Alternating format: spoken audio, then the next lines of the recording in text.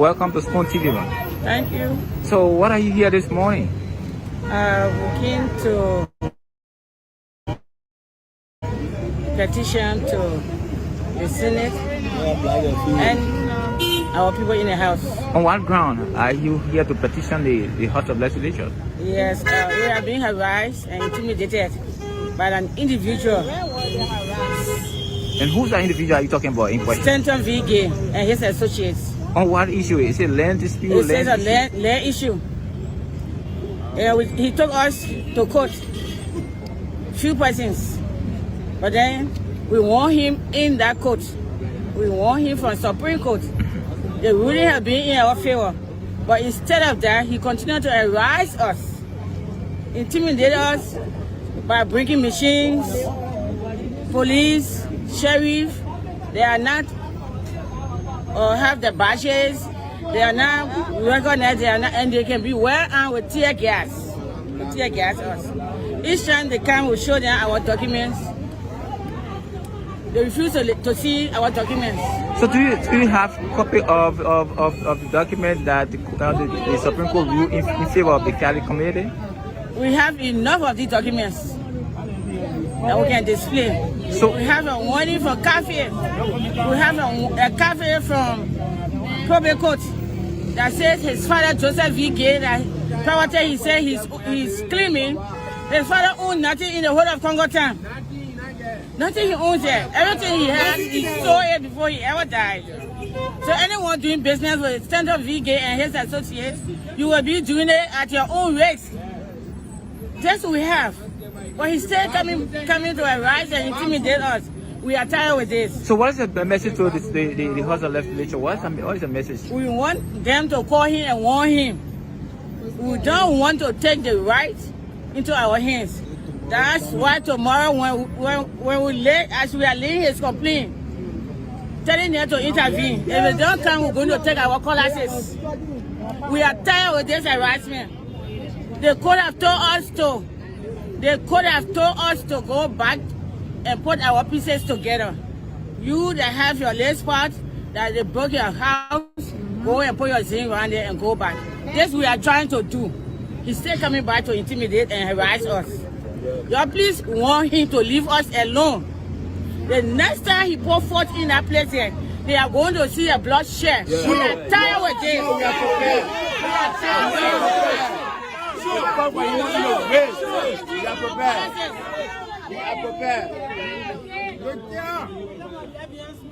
Okay. So what is the final message to national government? We are asking them to intervene. We are depending on them to intervene. The sister Stanton Gay, who is also using a fake name called Charlie Marsh.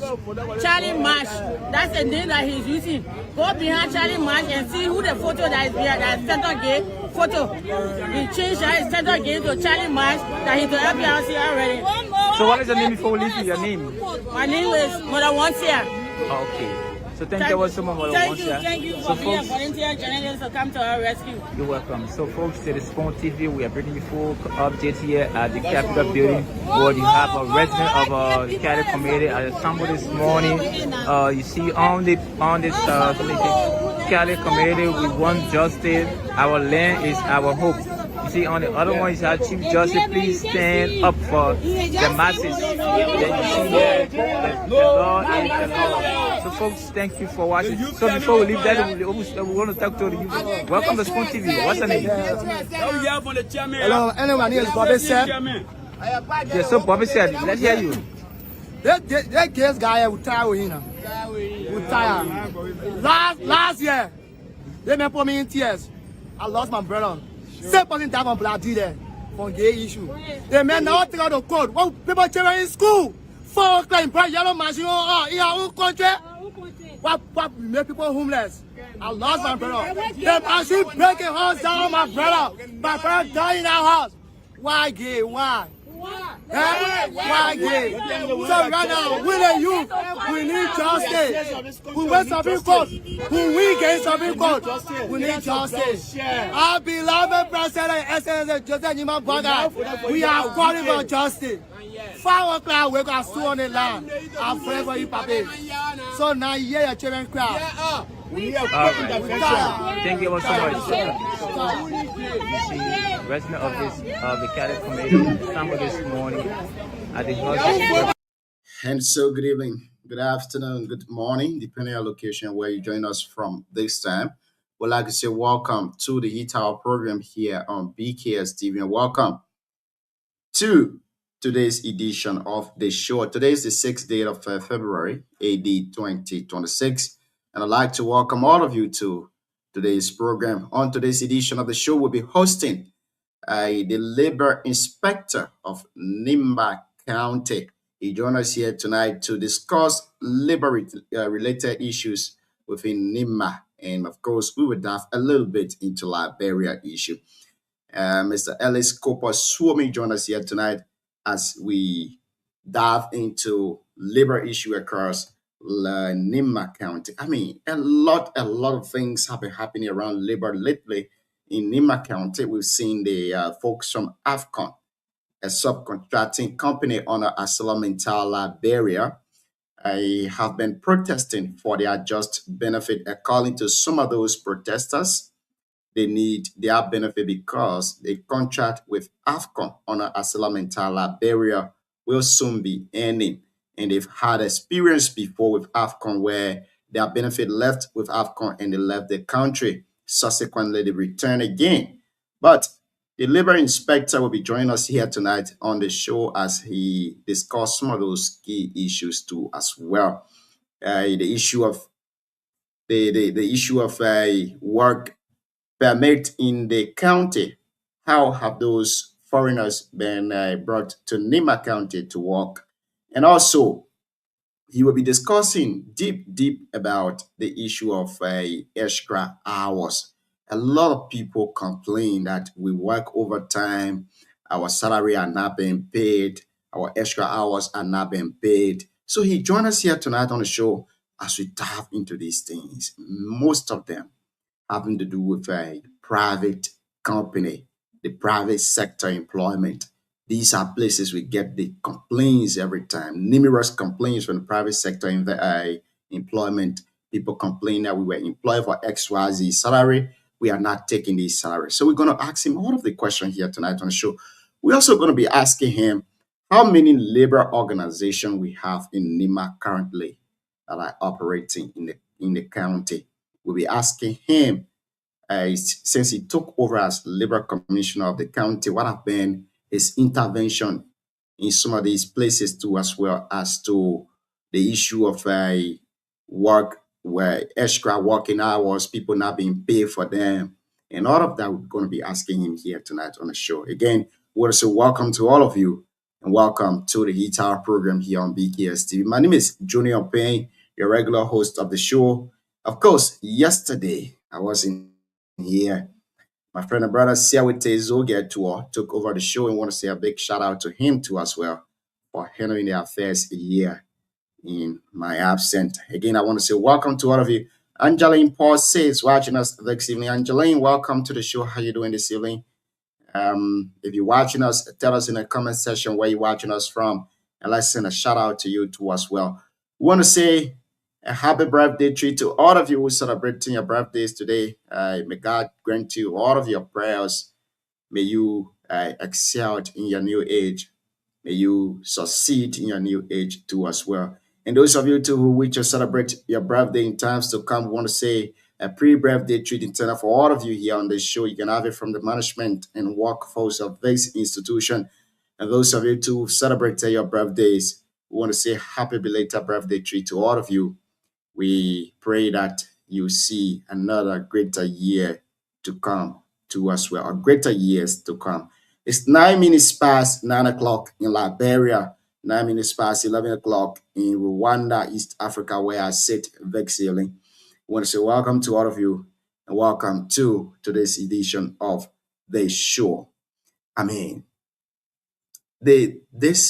I'm concerned as to how many young people losing their life nowadays in Liberia. I'm getting shocked to some of these news that I'm getting on a daily basis. Just this evening, I was called that one of our old friend passed out. Someone that he and I chatted like 3 days ago, according to information, the guy passed out. He's dead. Shockingly. I mean,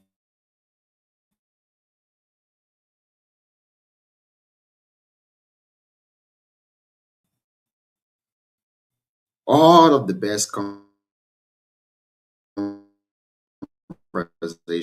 that we're supposed to have had, but the own way of doing things. So we lost him. What I want to say here tonight is that all of us don't know tomorrow. Let's try to spread the love out there. Let's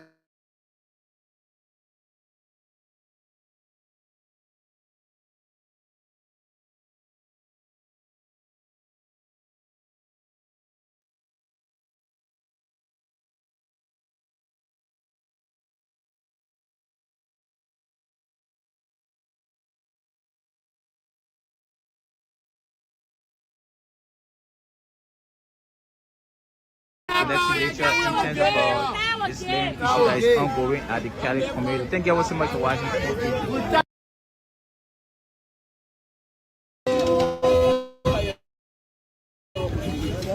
So well folks, it is Spoon TV. As you can see, the Cali resident of the Cali community has assembled this morning at the Capitol building. So we're going to talk to one of their head. So welcome to Spoon TV, man. Thank you. So what are you here this morning? We came to petition to the Senate and our people in the House. On what ground are you here to petition the House of Legislature? Yes, we are being harassed and intimidated by the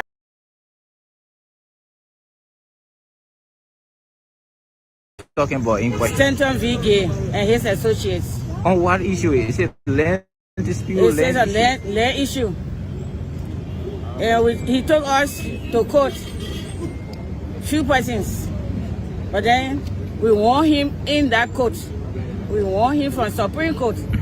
The ruling has been in our favor, but instead of that, he continued to harass us, intimidate us by bringing machines, police, sheriff. They are not or have the badges. They are not recognized. They are not, and they can be well armed with tear gas. Tear gas us. Each time they come, we show them our documents. Yeah, so folks, welcome back. Sorry for the breaking transmission here this evening. As I earlier on stated, we will be hosting Mr. Alex Cooper Suomi, the Labor Commissioner of Nima County. You'll be joining us here tonight on the show to discuss labor-related issues in Nima County. We ask you to share the show with other people, invite somebody to listen alongside you here this evening. Mr. Charles G. Beslow is watching us from Tinker Village, community Monrovia, Liberia. Charles, welcome to the show. Mario Kroma is also watching us. As always, Mario is on the show. Mario, welcome. Charles G. Beslow wrote this. He said, what you get by achieving your goals is not as important as what you become by achieving them.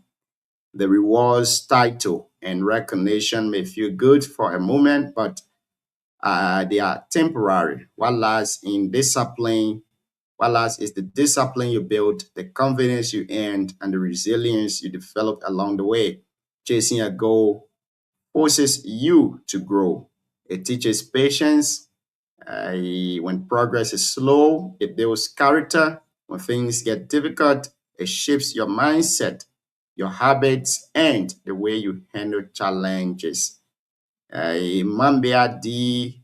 Kakeko Sr. is also watching us this evening from Jacob Town, Rehab City View Community. Mambia, welcome to the show this evening. How you doing? Those of you who just joining us, we want to say welcome to the show. You are listening to the Heat Hour program here on BKS TV. Abraham G. Nyazi is watching us this evening. He says their intervention is to take money from AML and let our brothers work without benefit. Okay. Mr. Sam Saros Bali is in the back. But before we bring Sam on, you know, people are dying every day. Death nowadays has nothing to do with age. People die. You wake up in the morning, you hear that this person is gone. In the evening, you hear that this person is gone. Let's try to spread the love out there. Let's forget about the hate. Let's forget about the criticism. Some days, somewhere, somehow, at least let's spread love out there to people. People are passing through a lot, people going through a lot. And I'm telling you today, imagine you just speak to someone in the morning, in the evening, they call you that this person is dead. You don't know what killed that person. Depression is real. People going through a lot. At least, some way, somehow, try to spread the love out there. If you see somebody, hug them. Tell them you're doing great. Keep moving forward. Because you don't know what the next 5 minutes will bring. You don't know what the next 30 seconds will bring. Life is getting difficult on a daily basis. People fighting to cope with this situation. It's getting hard. It's getting hard for everybody. Legalistic Emerton Sonkale is watching us this evening from Ganta City, Nima County. Legalistic, welcome to the show. How you doing this evening? Of course, it's going to be a wonderful, wonderful night here as we host Commissioner Alex Swarming Cooper. Commissioner Cooper join us here tonight on the show to discuss labor-related issues across Nima in Liberia too as well. We want to say welcome to all of you. 16 minutes past 9 o'clock in Liberia, 16 minutes past 11 o'clock in Rwanda, East Africa, where I sit this evening. We want to say welcome to all of you. Welcome to this edition of the Heat Hour program. I want to play you. Let's try to go for a break. When we come back, we will bring on Mr. Sam Saros Balie as we get started. What's on your mind? And then we await our guest to join us in the back, and we'll bring him on subsequently to discuss the issue here tonight. Again, I want to say welcome to all of you, and welcome to the Heat Hour program here on BKS TV. On the Heat Hour, we say dialogue and not confrontation. We say words and not bullet. Again, welcome to all of you, and welcome to this edition of the Heat Hour program here on BKS TV. Let's go for this break. We'll be right back. Political headquarters. The headquarters is people eat. All that thing they doing, putting people in the car. The very people that you saw on Facebook yesterday, nah, they're hungry. Someone is looking for food to eat now. The people, you saw the people beating people yesterday. The government officials then who already did not have money yesterday, they have money today now. They bought private car. They went there. You saw them. You saw police people beating people from Moali car. Yeah. Moali who used to ride Pempen. Now you get a car now, you don't want partisan to get inside. They finish with the people. So what one Lebanon put to hear? These rallies, anyway, I can't blame the people. You go to the rally, they give you the money, eat it. And now the vote is the real thing. So don't never trust these people with your vote anymore. Finally, Mr. Benedict, so why this approach? Why this new drive in our politics? Like you said, too much promises, no actual thing. You brought a new face to the political space. How did you envision this? If I came to the people of Sankaple right now and tell them, you vote for me, tomorrow I will build your bridge, I will sound like the politician before them. I mean, how would they trust that? So my way of politics is, before election, I will come and do things that I say I will do. Okay. So the election day, the people can say, but we trust this man. Politicians are not trusted. You know, Look, there are some officials of NIMBA that don't even know all these places. They haven't been here. You don't even know that human being live here. And you're here passing through them. Of course. If you want to represent the people, you got to know their condition. So that when you sit in the air condition, then you know that there are people that are in heat, in mosquito. There are people that cannot pass from their farm.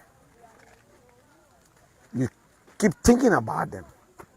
It inspires you. Instead of sitting in Monrovia, $2.5 million. You know what I can do for Liberia? In different sectors. In different sectors, agriculture, bridges. This bridge here, it costs about 110,000. But you know how many other bridges that 2.5 million can build? They can build over 25 of them. So, Liberian people, you as in 2029, your fate is in your own hand. So you already know them. You have tested all the politicians in this town, including myself. 2029 will be about record, not promise. Not promise. If we take promise, then we'll hold ourselves responsible.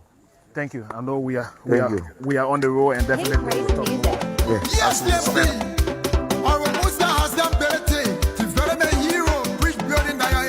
And so that's it. That's it here this evening, 21 minutes past 11 o'clock. Our guest has not joined us yet tonight, but we are very hopeful of him joining us in a very few minutes as we get started with the show here tonight. Mr. Sam Saras Balie, good evening and welcome to the show this evening. How you doing, Chief?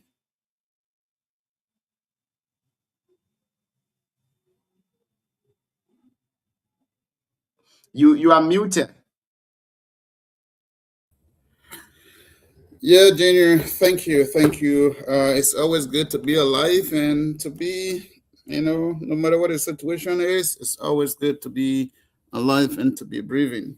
And I heard you talking about you spoke to an individual 3 days ago and he passed away, sadly. Yeah. Just want to say my condolences to you and to the bereaved family. Yes, in the book of Ecclesiastes, that one of the books in the Bible that I really written by Solomon, the philosopher, that I really love a lot, is because it's a book that reminds us that there is time for everything, a season. It's time to die and time to born, time to enjoy and time to be sad. So these things are written. The philosopher, he was a great writer. He very wise indeed. He said life is vanity. So everything that you see we're doing and looking for millions of dollars at the end of the day, we came naked, and I'm guessing that we will return naked. So everything will remain here. So again, his life, we have to do what we have to do. Live the best, share and give to others so that your reward can be given to you at some point in time. Thank you so much, Mr. Sam. I mean, life nowadays, sometimes, especially in Liberia, I don't know how things are going, man. A lot of young people just dying. I don't really know what's going on. You wake up to this news, the next day you wake up to this news, the next day you wake up to this news. It's terrible. Mr. Robert Yekesipe, good evening. How you doing this evening, Chief? Hi, I'm doing fine, and good morning to you guys. Thank you for having me on your platform. This is my first encounter with you, and I'm pretty sure this is your first encounter with me too as well. Let's get to know each other. My name is Junior Payne from Nima. Tell us a name where you hail from, because this is your first time in our our followers are pretty new to you. So just do a brief introduction of yourself for me, please. Okay, thank you so kindly. Like you rightly said, my name is Robert Yekezipe. I hail from Nema, to be precise, District 2. I'm personally in India pursuing my master's. Which part of District 2 you from? I'm from the Guard Belt. God Boozy, God Dingamo. Which part Yes, of God you from, my man? I'm from Gabusi. God Boozy, okay.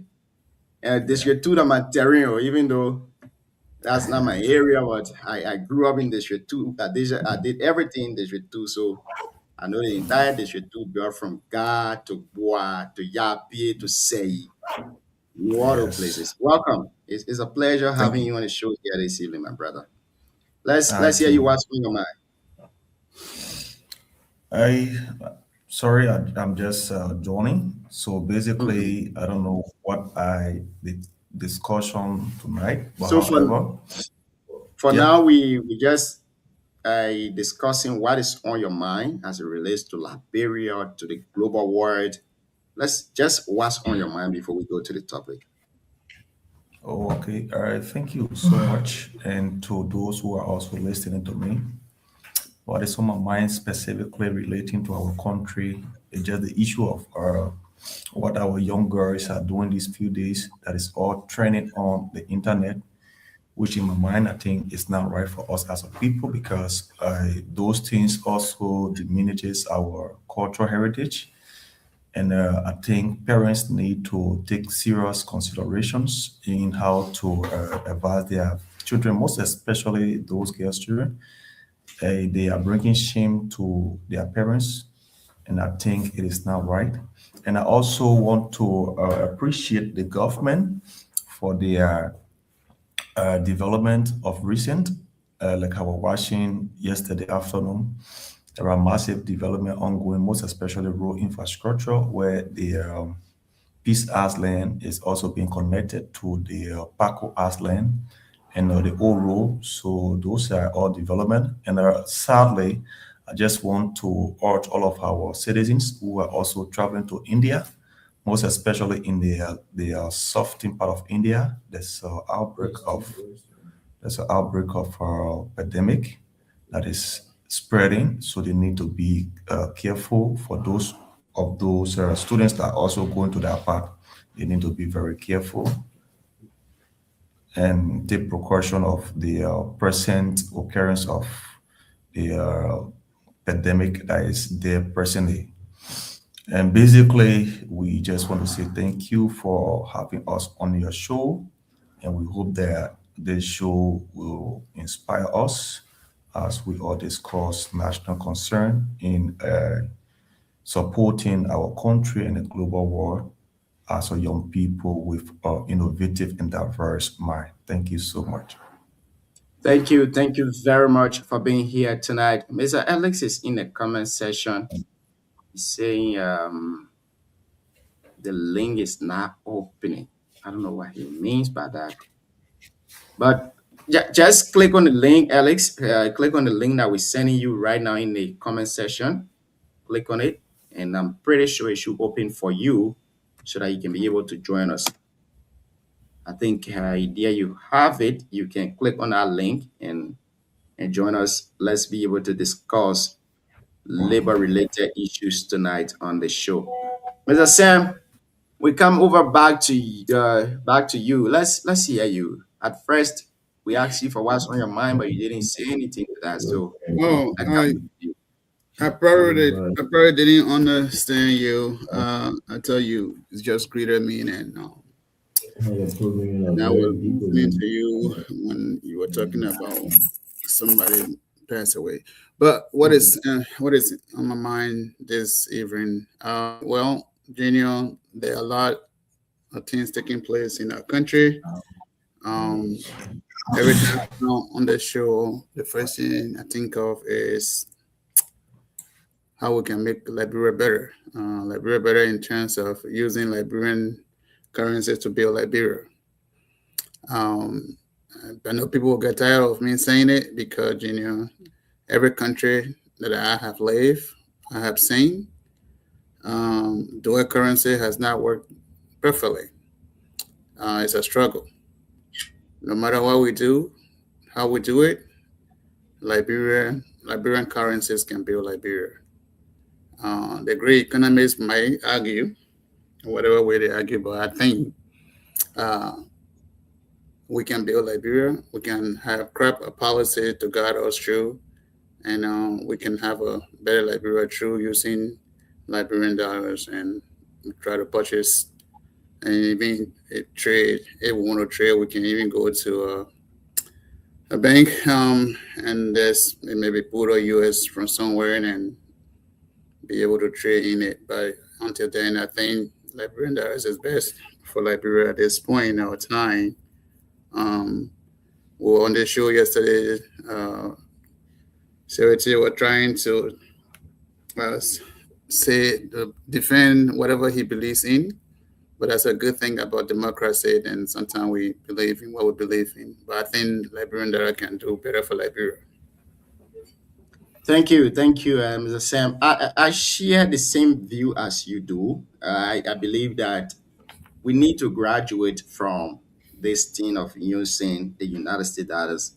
I mean, I'm not saying personally, I'm not saying that we should get rid of the United States dollars completely in our country, but I believe that our day-to-day medium of exchange should be mostly our Liberian dollars instead of the United States dollars. It will shock you to know that if you go to many of these business area, they will charge you in United States dollars instead of the Liberian dollars. I don't know what impact this has on our economic, but I believe it is damaging us severely. Recently, when the issue of the price drop came in, the US rate drop and all of that, you realize that some business people, instead of them requesting for the Liberian dollars, they will go as far as saying, no, if you don't want to pay in the United States dollars, you will pay as per this rate, which of course, that was not the rate on the market, which is bad for us. Very bad. I live in Rwanda. There are few things, very few things here that are paid in US dollars. One of which is the school fees, house rent. But the rest of it that has to do with going to buy bag or rest, going to do this, going to do that, you pay them in the people's currency. And their currency is way cheaper than Liberian currency. As per today's rate, the rate is 1,454 for $1. 1,454. But yet then still, they are still using that. They still use it. If you go to the pharmacy to buy, you buy in the people currency. You go to the supermarket to buy, you buy in the people currency. But I bet you today, go to the supermarket with guy around Monrovia or in Monrovia. Go to ask for a bottle of water. They will charge you in dollars. Go to ask for maybe cooking stove. They will charge you in dollars. I don't know what impact this has to do with our economy, but I believe that it is damaging our economy gradually. Now, today, while we stay with our guests, there is this issue that I want us to discuss. Today, the Liberian National Police released a statement in regards to traffic violations for pedestrians.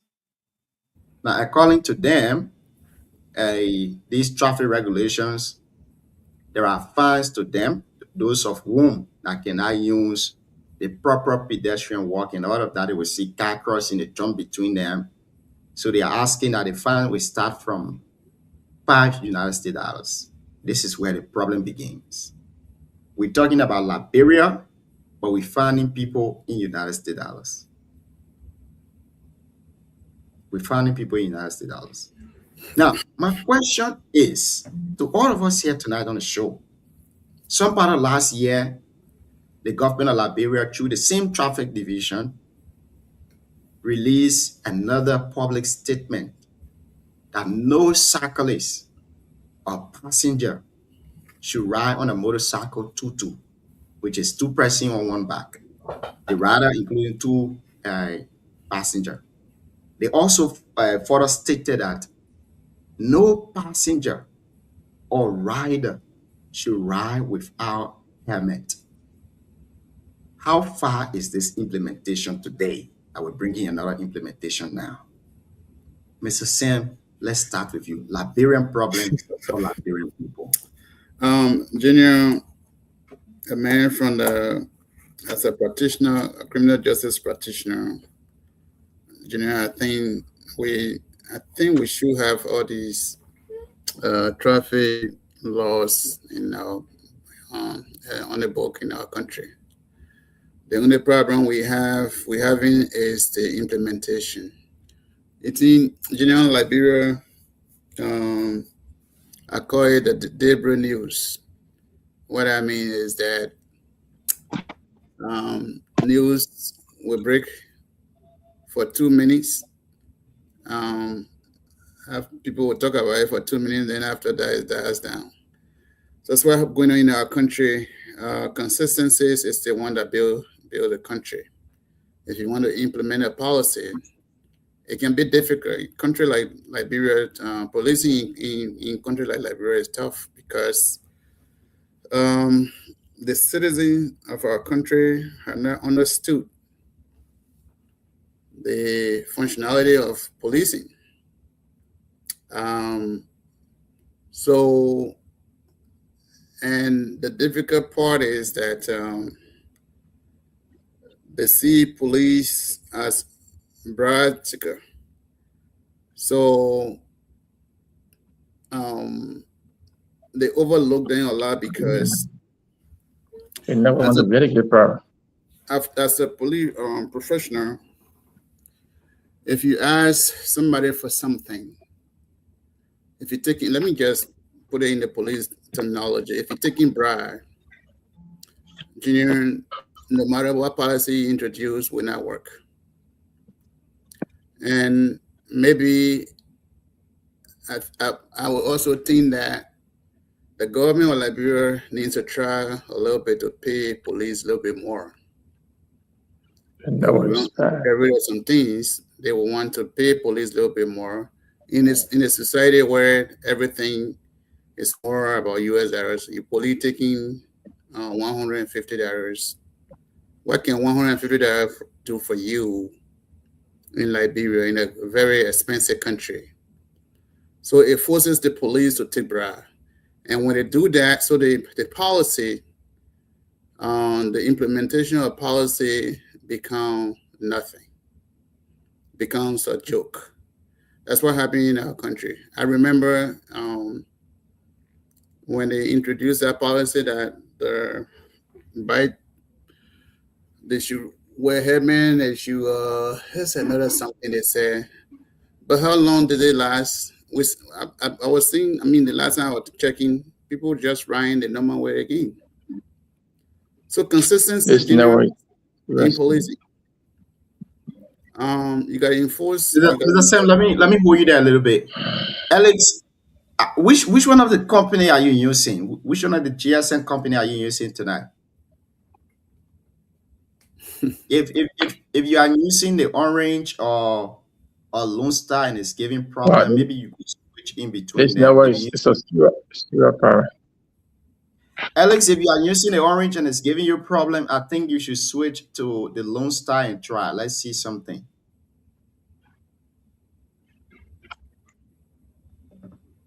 Yeah, so Siawate, I beg you, please call him and see if he can try to switch in between them. When I'm seeing Raw Phil. All right. Yeah, let me check out with him. All right. The same over to you. So the policy is good, Junior.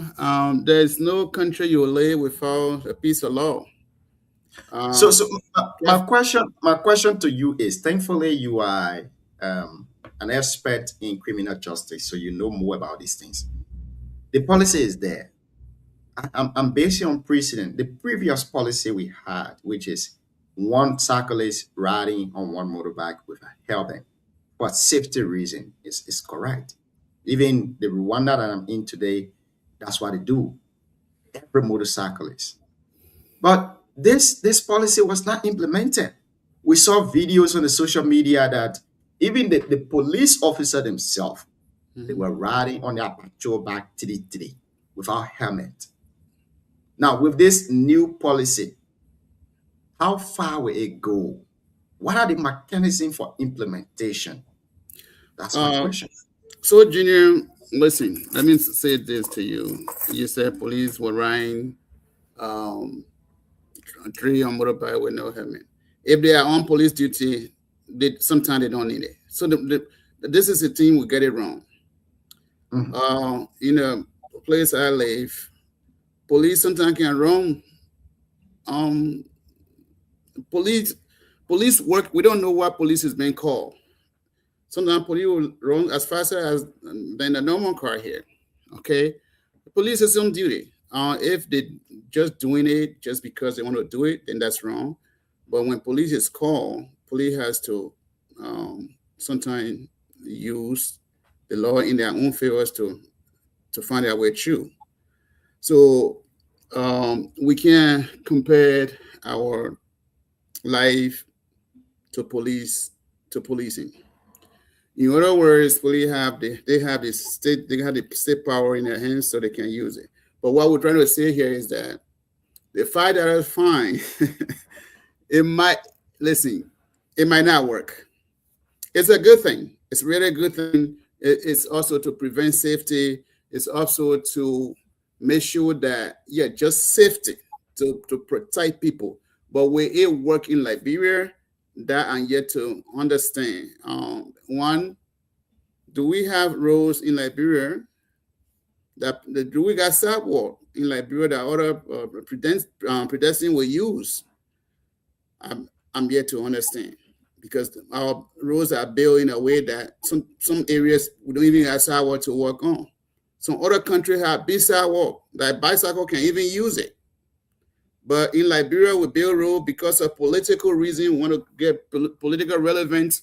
We build those things and we boast about it. So we get road. This road, where is the sidewalk for pedestrians to use? So, Junior, the good question, the answer is, it's a good policy. It's a good law. But will it work in Liberia? I don't think so.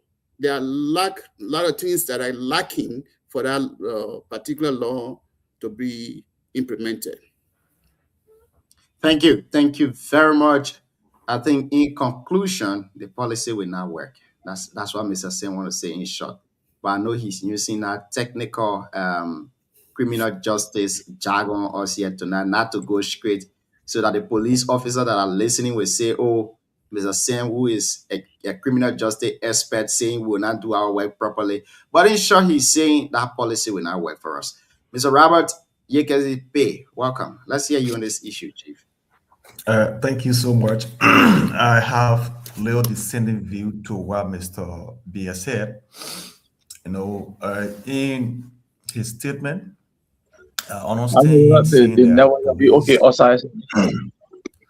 police has the state power. Yekezi, I beg you, let me hold you there a little bit. Let's see if our guest is properly seated. Maybe we can come back to I don't know if the network is stable here. I don't know if you're hearing me, but see whether we had a bad network and something for it today. Eric, sorry, Alex, we are hearing you. Are you also hearing us too as well?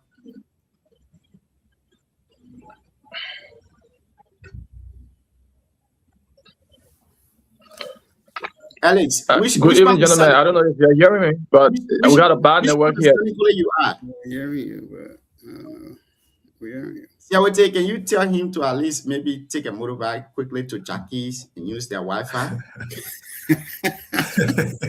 That's the country we have. I think that would be the best for us. We only have two companies, which you go anywhere. It is so sad sometimes.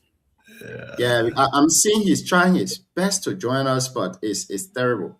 Yeah. No sanitary. I think that would be better for you to ask him to find a better place, and I think Jackie's will be the best place closer to him.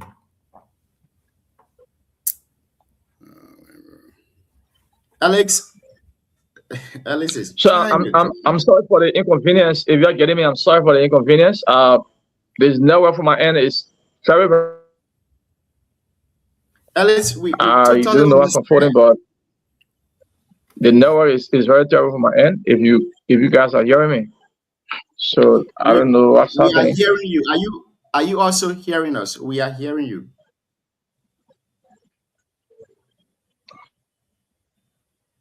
Well, I think this will be the that's it. Robert, let's hear you, Chief. Go ahead. Thank you so much. So, like I said, I have some little dissenting view on same statement made where he said that the police has the state power, which we all know, but the police is also not, you know, the police also has no right not to implement those laws they themselves are implementing, because there's a saying that says that if changes should start, it should start from the head and it will be very fast to be implemented. So you as a police officer, people should see you leading by example. And by that, people will follow. That's why you see most countries like America, China, India, and other Western countries, when somebody tells you they understand this, they understand it to their fingertip, because they will do both practical and theory, so that what you are saying in theory can be practicalized in real life. Like the statement, the question you asked, when that was being made public, people started celebrating it. And also, when you check the statistics, you will understand that when you look at the death rates that was being occurring because of motorcyclists, drastically reduced because of the implementation at that time. So the issue of policing is to protect citizens' property and the environment. So if they who are the one to enforce those policies, they are not enforcing it, it becomes a serious threat to us. And back to the question where you said police have come up with a new, public statement introducing a fine if there is anyone caught in traffic without the proper place to cross, or they are not using the pedestrians or walk, they will be fined. Like he said, I also want to agree with him from that angle that that policy is just a mere saying. We see it not being workable in our country, because when I was still in country, I observed that even those street lights and those places that was marked for pedestrians to cross, when you see police officers at that very point of crossing, you will stand there for like an hour. If you don't get in a road to cross for car to stop, they will not be able to stop. So what I think the police can do, if they want to have this as an achievement, the first thing they should have a public safety awareness on those things. Because if those things, people are not educated to them, the implementation becomes a challenge. You cannot force me to go into something which I have no idea to. It becomes a serious challenge. There where commotion starts from. That's why back in 2023, you saw that the referendum did not hold on the reductions when they wanted to reduce the vote tenures from representative, senator to president, and the voting pattern because of the climatic condition we have in our country. The reason they had a lot of good points, which I think it was very good, but because the ability for the citizens to understand how important are those things, it never worked. So any information that is not being, details to citizens, it becomes a challenge for any other country. So that's a very good idea, because when you look at it from the stance of safety, it's also very important. But will the police be willing to provide educations to the citizens, also to the cyclists, the drivers, because those are people, most especially when the guys understand that the traffic is jamming. You see other people violating those places that pedestrians supposed to be working. So these are things they need to take into consideration before saying that you will find someone.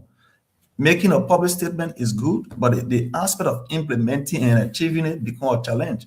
So if they want to have that as an achievement, they should first start by carrying on serious, massive awareness from community level to from community level to the traffic level. From traffic level, then you come back to the street vendors. So when at a different level, when people are aware of this policy, the achievement can be easy because they themselves will be implementing it.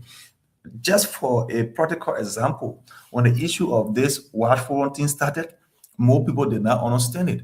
But as time goes back, the community start to understand the importance of watch forum. Today, the watch forum have been introduced to the police, and the police are also started to train them, and it also helping to reduce crime within our various communities. So the issue of communication is very sensitive in every decision you wish to make. So if we should achieve that statement, I think the police should further start by awareness. And when that is done, I can assure you that it will be that the identical policy will hold. But in the absence of awareness, that statement is dead upon arrival.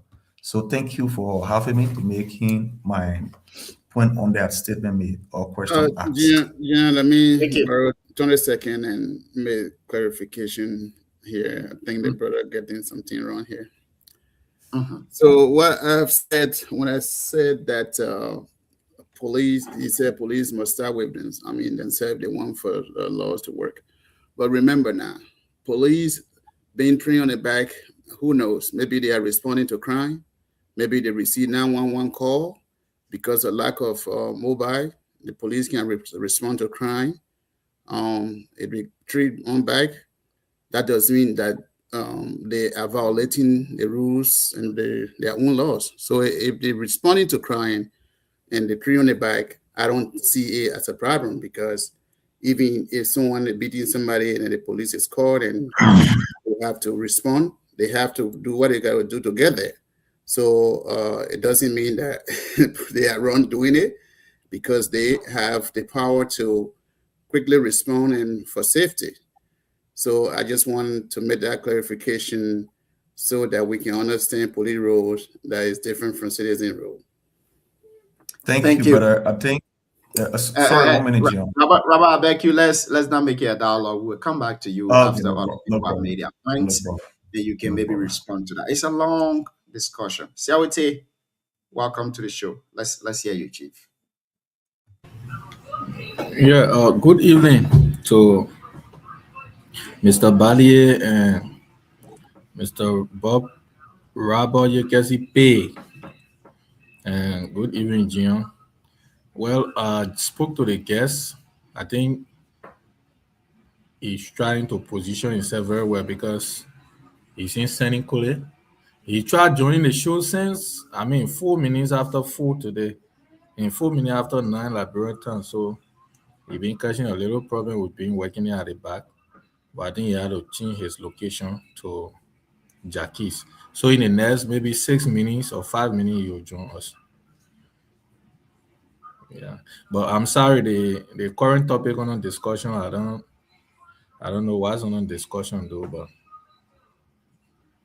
yeah. So today, the Liberia National Police Deputy Police Commander, through the Traffic Division, issued a statement that pedestrians who are not making use of the pedestrian cross in Liberia will begin to get fined from $5 United States dollars upward. The reason why they are imposing this fine is to curtail the accident rate in the country, especially in the height of the cities.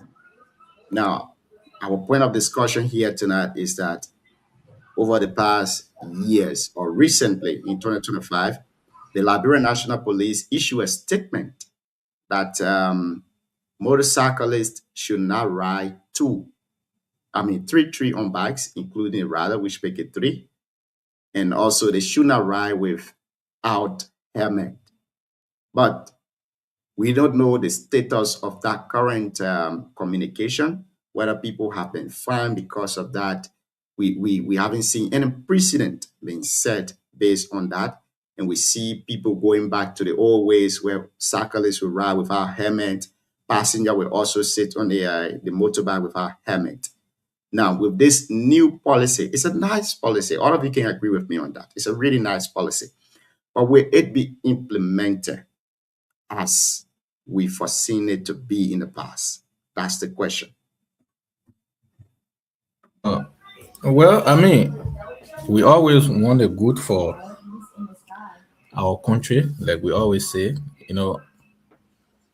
My problem with our law enforcer and many laws that have been passed or enacted is the issue of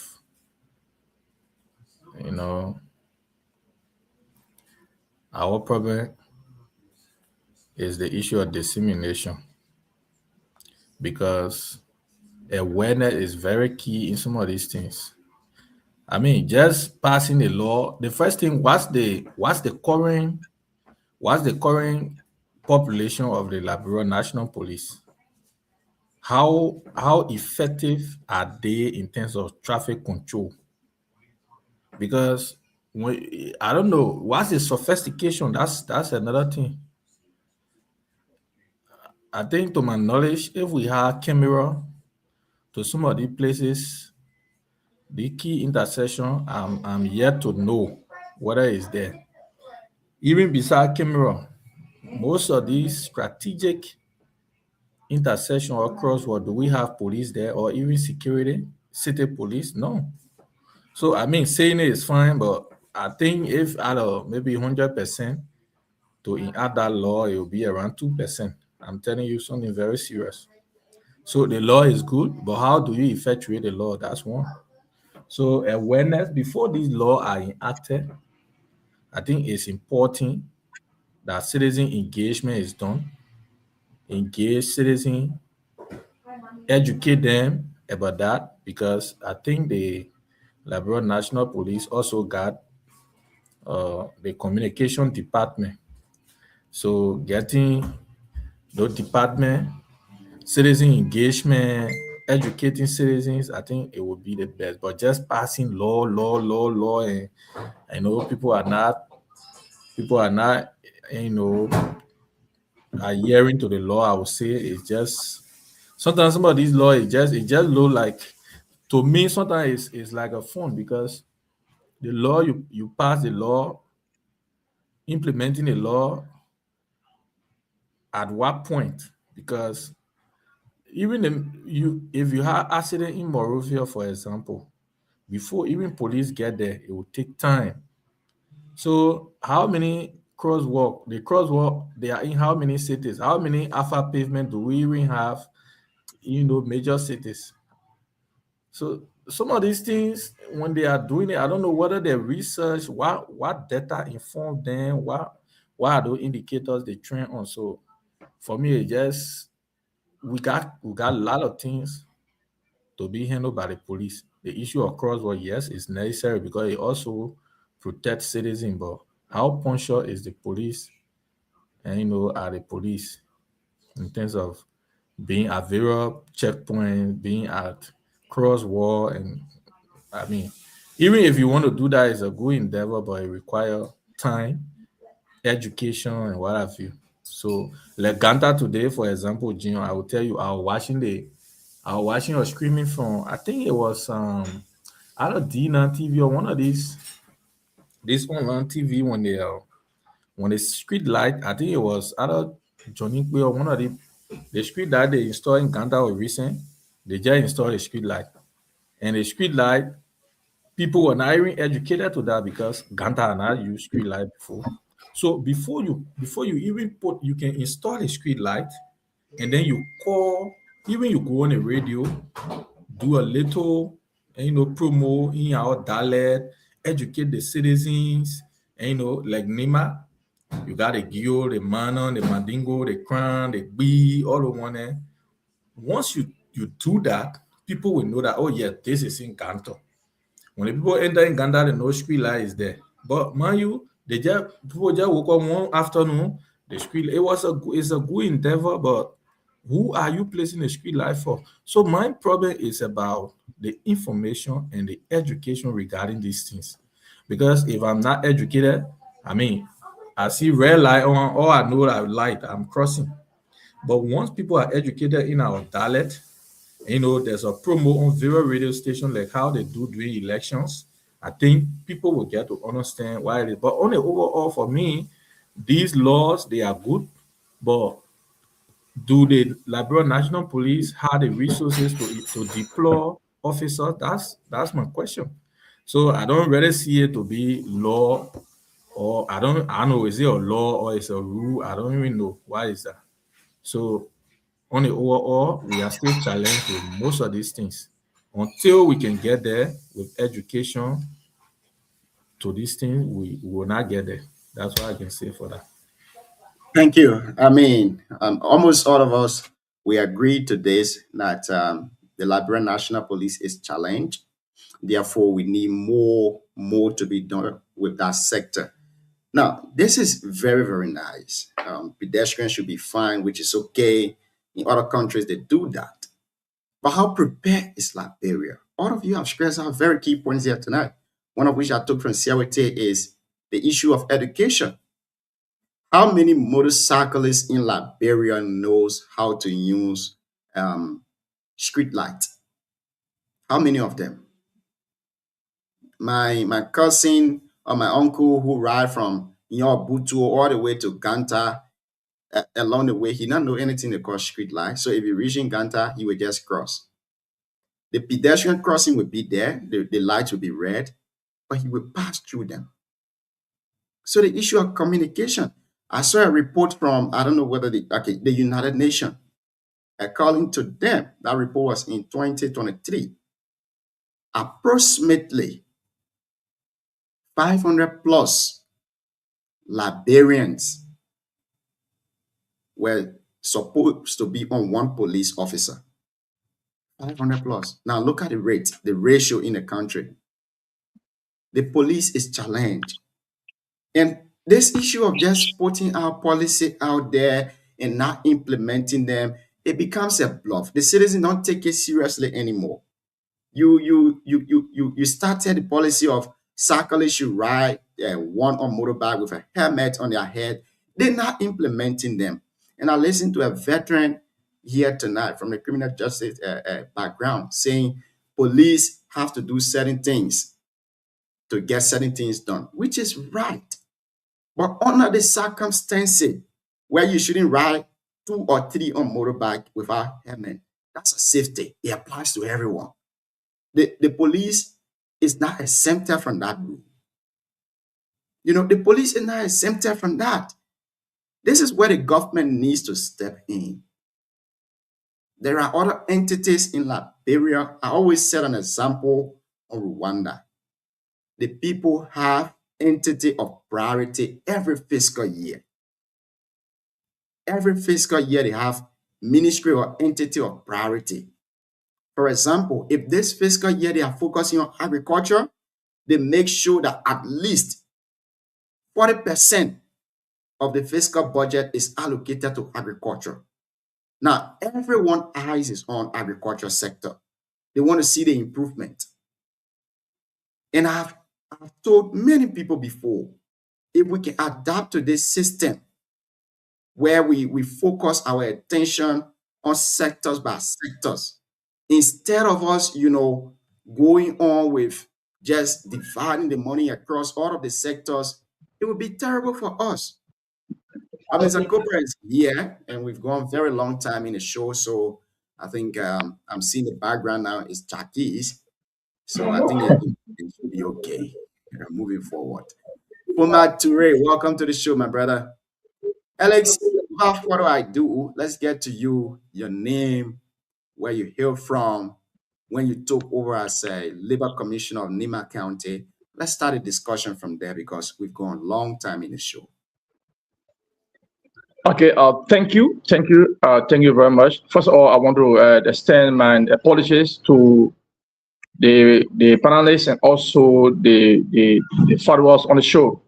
Just that the kind of place I found myself, they never have a very serious problem. That's why you see, I was fighting hard to come on. But howbeit, I'm here now. My name is Alex Koposumi, a son of Nema County, here from Tapeta, a labor commissioner for Nema. Thank you. Welcome to the show, Mr. Alex. When did you take over the role as labor commissioner of Nema County? But I was appointed as a labor commissioner of Nema some part of October, November of 2024.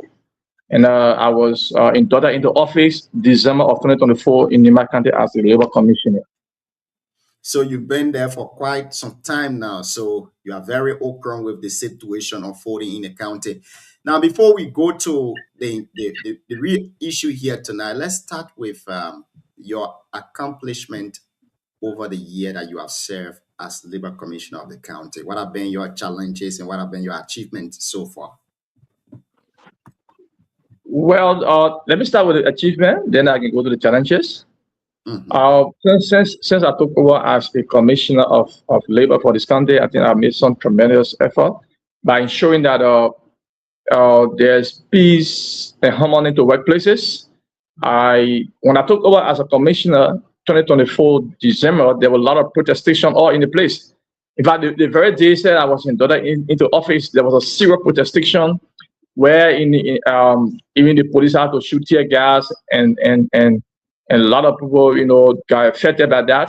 But over the time, we make our way up the mines or up to rural workplaces, creating awareness, talking to workers, informing them about their basic rights, and also talking to the management also about the labor law that govern both the employee and the employers.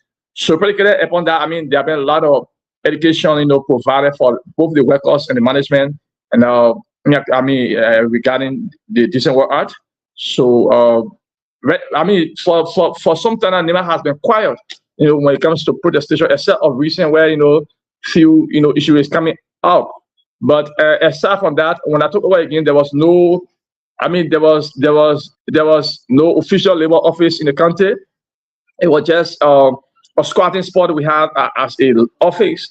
But through our hard work, the superintendent of Nema County deemed it necessary, and she gave us a better office space where we operate right now. And there have been a lot of cases that have been brought to our attention, and we have mitigated most of the cases, and they have been adjudicated, and parties involved have been certified. And so on.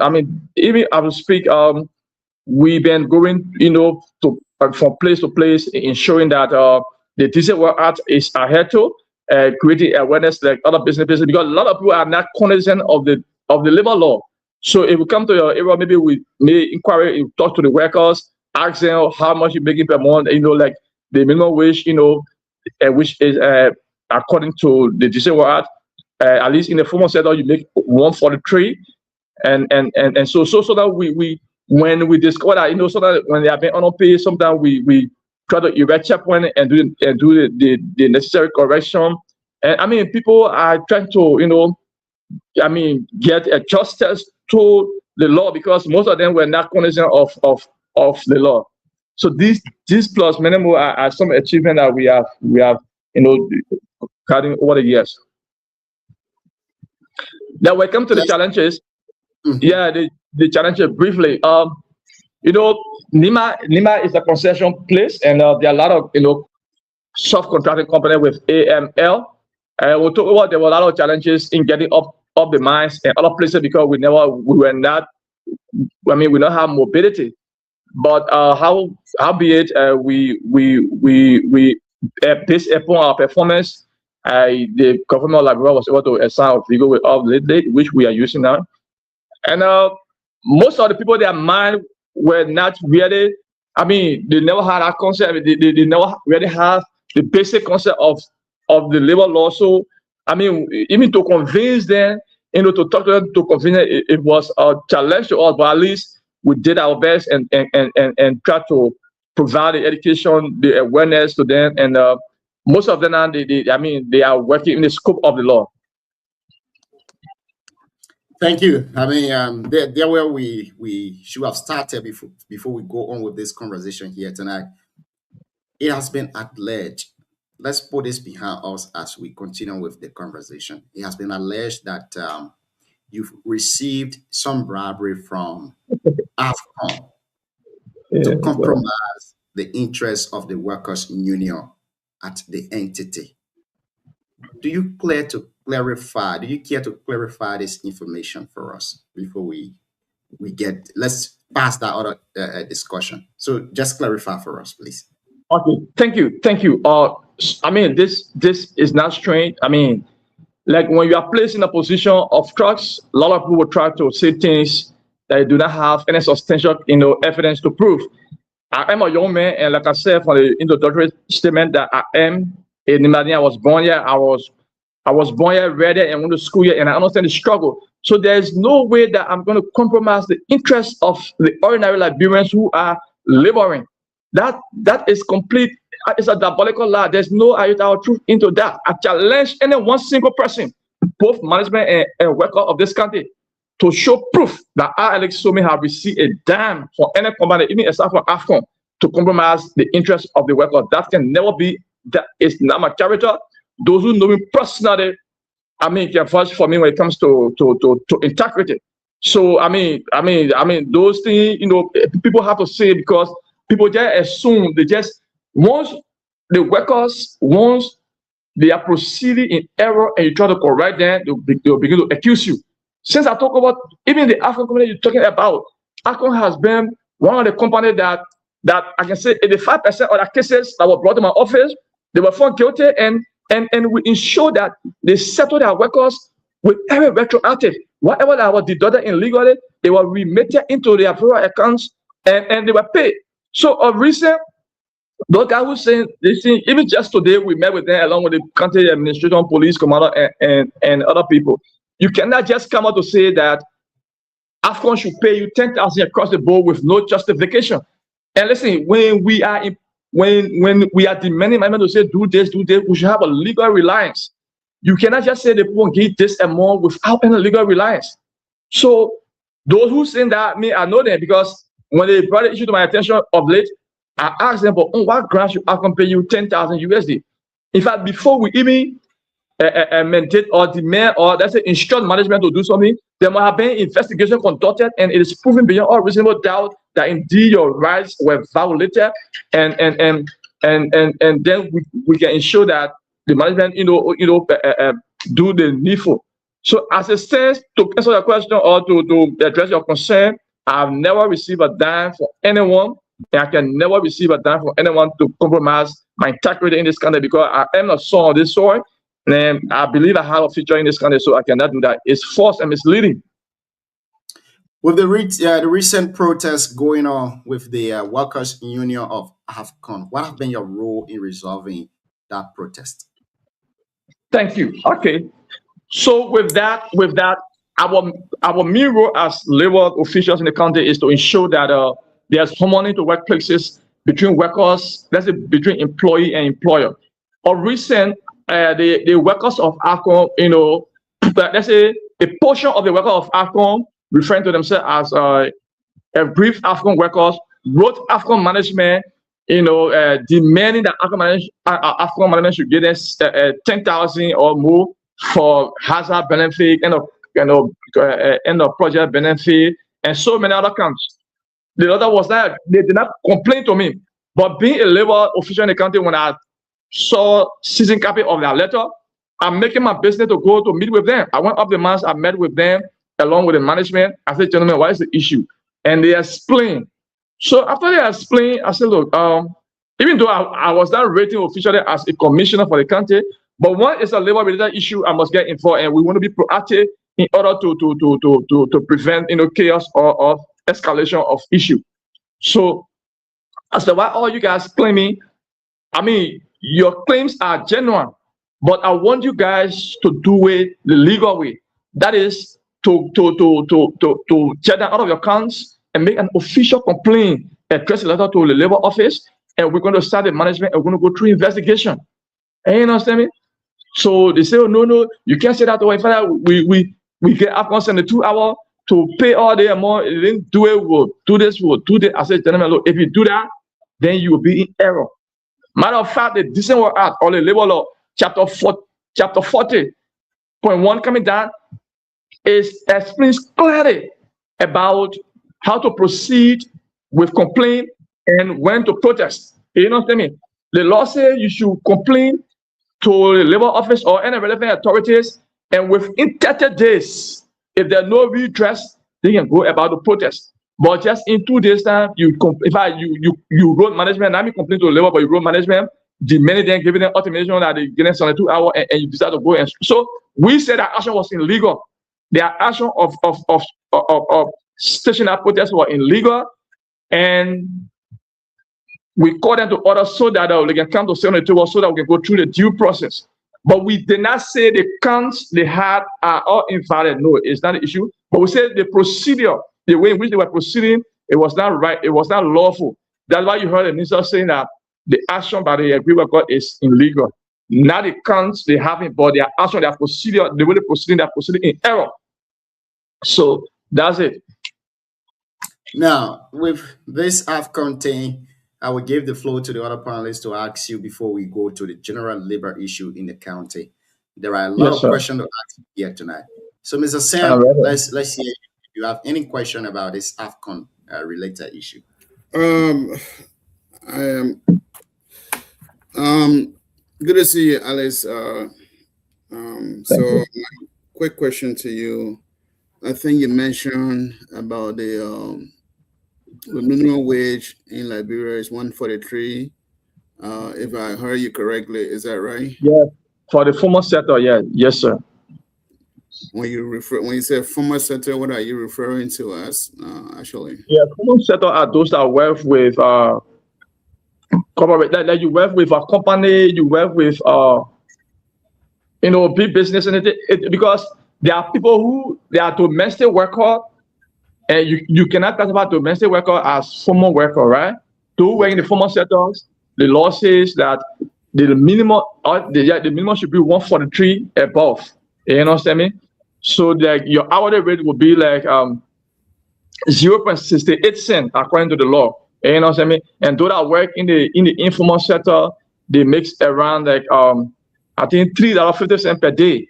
As I did it, hourly calculation within the informal sector, but the formal sector, you should make at least $5.50 per day. That is 0.68 cents per hour. So I hope you get the clarity.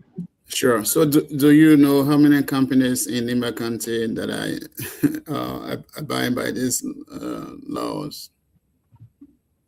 How many companies that we have in Nimba County besides ArcelorMittal, and that that they are employing people and they are giving them $143? So like in the formal sector, I'm aware of 26 subcontracting companies, and out of them, they are in compliance when it comes to the minimum wage. None of them are paying below 143. Okay. On the concession side, those that had this store, the way Jackie is looking, those that work here, I mean, they should be given the same 143, not below 143. So, like we visited Jackie, we visited other entity, they look at baby stores and things. So we ensure that our people, right ourselves when it comes to the minimum wage. Okay. So how do you do your data collection? You just go and ask them how much they make, or how do you do your data collection? Yes, sir. We have something we call labor statistics, right? We go and give each company what we call a labor statistics form. With the labor statistics form, you're going to give details of all your employees, like the expert, the local workers, name, position, wages, sex, everything is on that form. So with the data, with the information on that form, and we that's how we collect our data. Okay. Truly labor statistics form. Yeah, truly labor statistics form, sir. Thank you. Thank you, Mr. Sam. Robert, let's hear you on this AFCON issue.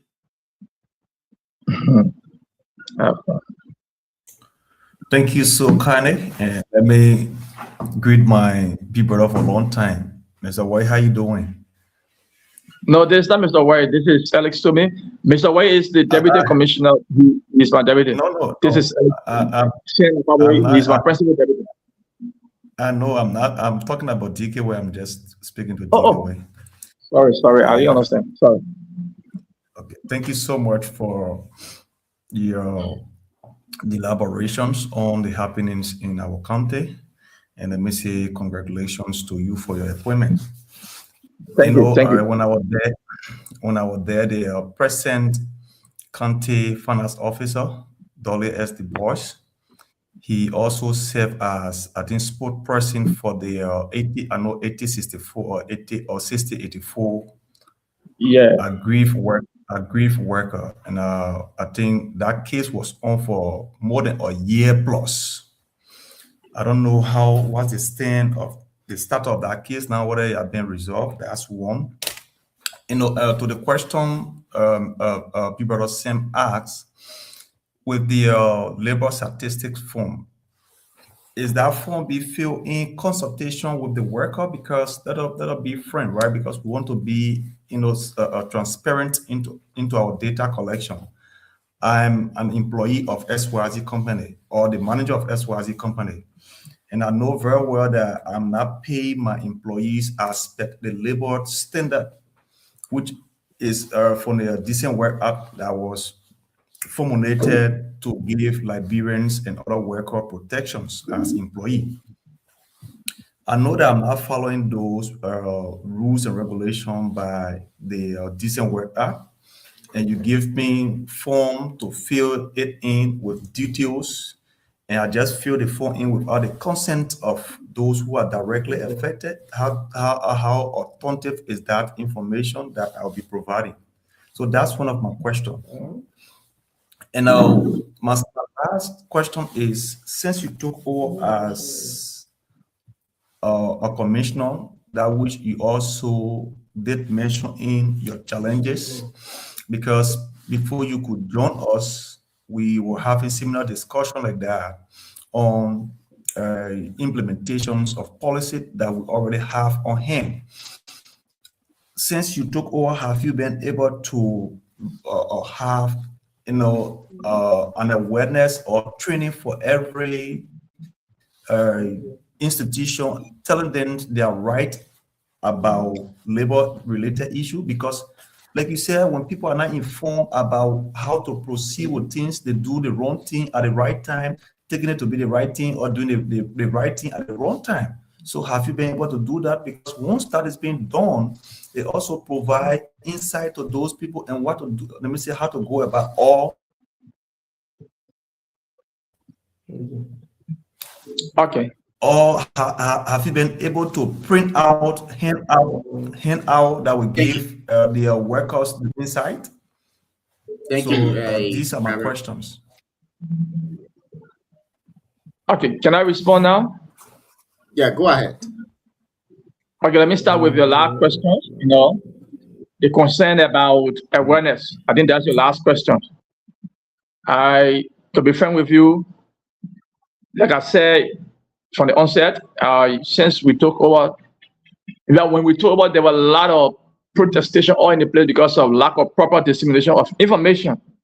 But Martin and I have been constant in the field, ensuring that we create massive awareness when it comes to the rights of the workers and also the rights of the employees. So we have been creating awareness through radio talk show, through like in-person contact, and all of that. So we've been reaching out there, informing the public in general about the minimum wage, the basic rights of a worker, and also the right of the employee. Because while it's true and correct that we've got to protect our Liberian citizen rights, it is also important that we observe the rights of those that we enter into agreement with, that we refer to as investors, because their rights also have to be protected. So we go about to make them understand exactly what the law says about your basic right as an employee and also a basic right as an employer.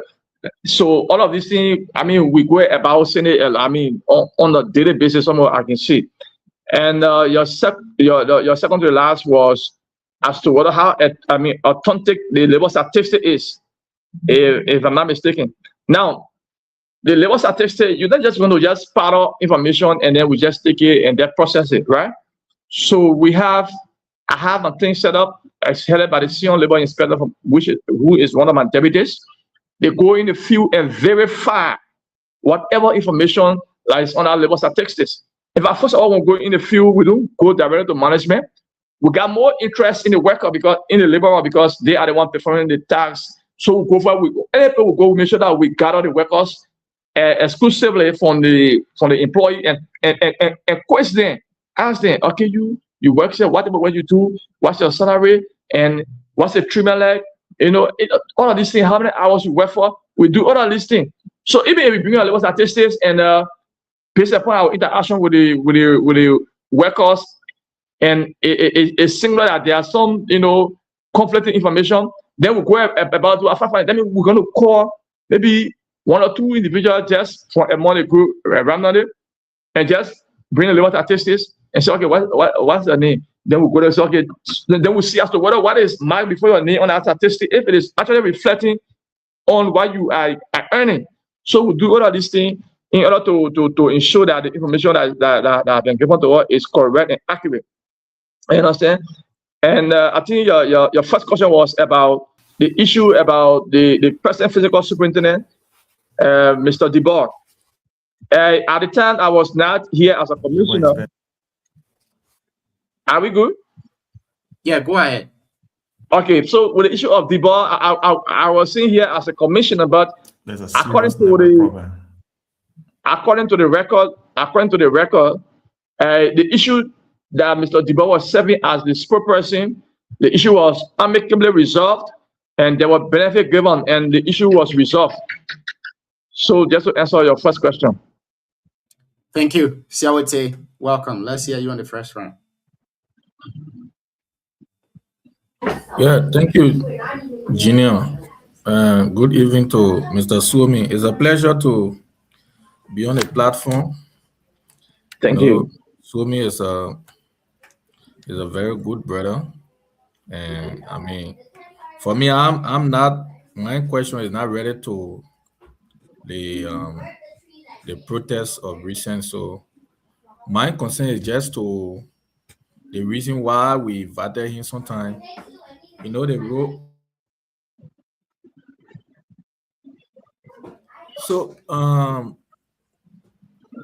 I really wanted us to, for me, in my view, I wanted him to at least elaborate a little more about the role of the commissioners in NIMBA, or the role of labor. Because what happening is, you see a lot of protestation everywhere, and how to curtail these things. Because I heard you talking about the enforcement of the Decent Work Act, the handle of labor dispute. Some of these things I know sometimes you do, but to really explain to us, because for me, all I know, labor commissioner, the layman in my own time say, I will say, oh, who is labor commissioner? What role can they play? For me, I really want to know the role of a commissioner and a team in the county, a concessional county at NIMBA. Our guess, Jackie won't feel our guess now. Yeah, if he's having network problem at Jackie, it might probably be maybe the electricity, something like that. But again, we want to say welcome to all of you just joining us tonight. So John, when he comes, for me, my thinking is our people actually need to get the education about this labor thing, because most time people, the government sector, it's difficult for people to just protest like that, with wages. But the informal sector is hugely challenged because most people don't know the rule. In fact, they don't even read the labor law, the Decent Work Act. Most time they don't know. Sometimes, like you are saying, people feel that they are entitled to certain things, and sometimes they are far from the law. And sometimes too, they got right, but they don't know someone is violating the right. Sometimes if you saw on Facebook some time ago, you'll see that, I don't want to be personal, but there are some videos on the internet where you saw the Chinese guy hitting and the employee with I think a stick or so, choking the employee. So some of these things when it happen at website, and they don't bring it to the attention of the relevant authority. So sometimes knowing, yeah, Mr. Somi, welcome. Yeah, thank you. The network, I think, I don't know think what the he's issue still is. having network Yeah, issue. I think, yeah. But you Yeah, can I'm hear me, not right? using WhatsApp. Yeah, I'm getting you now. Oh yeah. No, I was just saying the role of the commissioner and his team in the county, because the reason I'm saying this, most time people violate the rights of the company, and also the company violate the rights of our people. The reason most of these things happen is because they are not educated to some of them. So the person who is interpreter will want to know how can they, if they have issue with the labor, with their employer, how can they resolve that? What means can they use? And all of that. Okay. Okay. So So, basically, oh, sorry. welcome back, Mr. Alex. Before we go to Siawite question, I want us to start from the basis before we go to that. That's why I thought of us starting with the AFCON issue because it's the training issue and it surrounds your job. Before we go to your role and all of that, how many how many workers union we have in Nima County under your control? How many workers union you got? So currently we have one. One worker union in the entire county. Yes, because as per law, contracting companies or contractors cannot form a union. So AML have a worker union. They have a worker union at AML. But then the contracting companies, they will have something we call leadership, just to let the worker leadership, but they are not considered as a union. But we have a one recognized union, which is the AML Workforce Union. So with the exception of ArcelorMittal Liberia, aren't there other companies that are operating in Nima? No, currently, ArcelorMittal is the biggest company now that have over 24 subcontracting companies. And we understood that a few days there were some companies that are trying to initiate or to come, in Nima to start operation, but that has not been verified. But as we speak, almost all of the contracting companies in Nima County, they are subcontracting for ArcelorMittal. So aside from ArcelorMittal, which is a mining company, don't you have other companies that are operating in Nima? Because you're saying you got only one worker union in the county. That's concerning. That's very, very concerning tonight. It is concerning, but that's the fact. There's a mining company that is in the We and Doru. We and Doru is a Chinese company, but they do not have a union. I sent my inspectors to go there and they interacted with them, and they do not have a union, but they have worker leadership stuff like that, put into place. But they are not recognized, as a worker union in Liberia. So I see this as a challenge on your part because we got Jungle Water Group of Investment in Nima.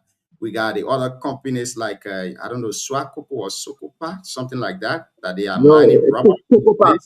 Cocopa is there, and you're saying they got only one worker union. So I believe that you as a commissioner, you got some work to play there too as well. With the issue of only one worker union in the entire county, it looks a little bit alarming to me. Yeah, so normally what happens is that those people with those other companies, these contractor companies, sometimes when they have something, so that they channel it through the worker union that is operating under the name of ArcelorMittal. Yes, sometimes, but most of the time, most of the issue that I've been handling, it's not union-based issue. The complaint are not filed by union. Sometimes individual bring complaints, sometimes the contractor gather themselves together and bring complaint, but officially for a union to come with a complaint, which is the right thing to do, I have not experienced since I came here. Okay, so before you go to Sarah's question, I think that's a challenge on your part, Mr. Alex. You need to work on it. You need to show them the channel to bring complaints to you. And I believe that all of the companies in Liberia in NIMA should have their own workers union, and they should bring complaints to you through their workers union. So there where now we come to the question that Sewete asks, what are the channels? What is your role as labor inspector of the county? What are the channels for complaints and all of that? Educate us here. Thank you. So first and foremost, our role as a labor commissioner or as labor staffer within the county is to ensure that there is peace and harmony to workplaces, is to also ensure the enforcement of the labor law, which we refer to as the Decent Work Act, and to also ensure that companies, both employees and employers, are in compliance, are in full compliance, and to also ensure that all of our experts from other countries that work in Liberia have a valid work permit to operate with, and to also ensure that we go out there, create awareness that we've been doing, educating our people on the law, how it works, and know how to proceed with complaint when you have been offended by your management or your leader or even your co-worker. If there are issues, there are channel to complain. The channel is that if you have an issue with either your co-worker or management, or if management has issue with the workers, you have to officially write a complaint addressing it to the Labor Commissioner of NIMA County, citing exactly what your issue is and what you want. Predicated upon that, management will be cited. We have something called notice of assignment. We're going to send a citation, inviting the management. We have conferences to know as to what is unfolding. So sometimes in mitigation, if what we call a meeting of the minds, that means both parties do not have an agreement within the conference, then we move to trial and proceed with the case. So there's no hard time in proceeding with a complaint. Just do a letter. Sometimes they don't even know how to go about. Sometimes they come to our office and we educate them. We even give them the format of a complete letter, and we help them in the process. So you just write a complaint to the labor office that you were offended or your rights have been violated, or there's unfair labor practices, personal wrongful dismissal. These are things that we handle on a daily basis. Over to you, Chief. Thank you.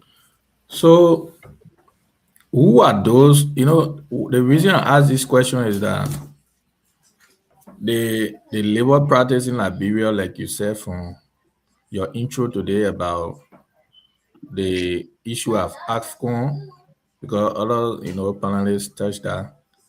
Most time people don't also know the right, and sometimes the employers to also violate the rights of the employee.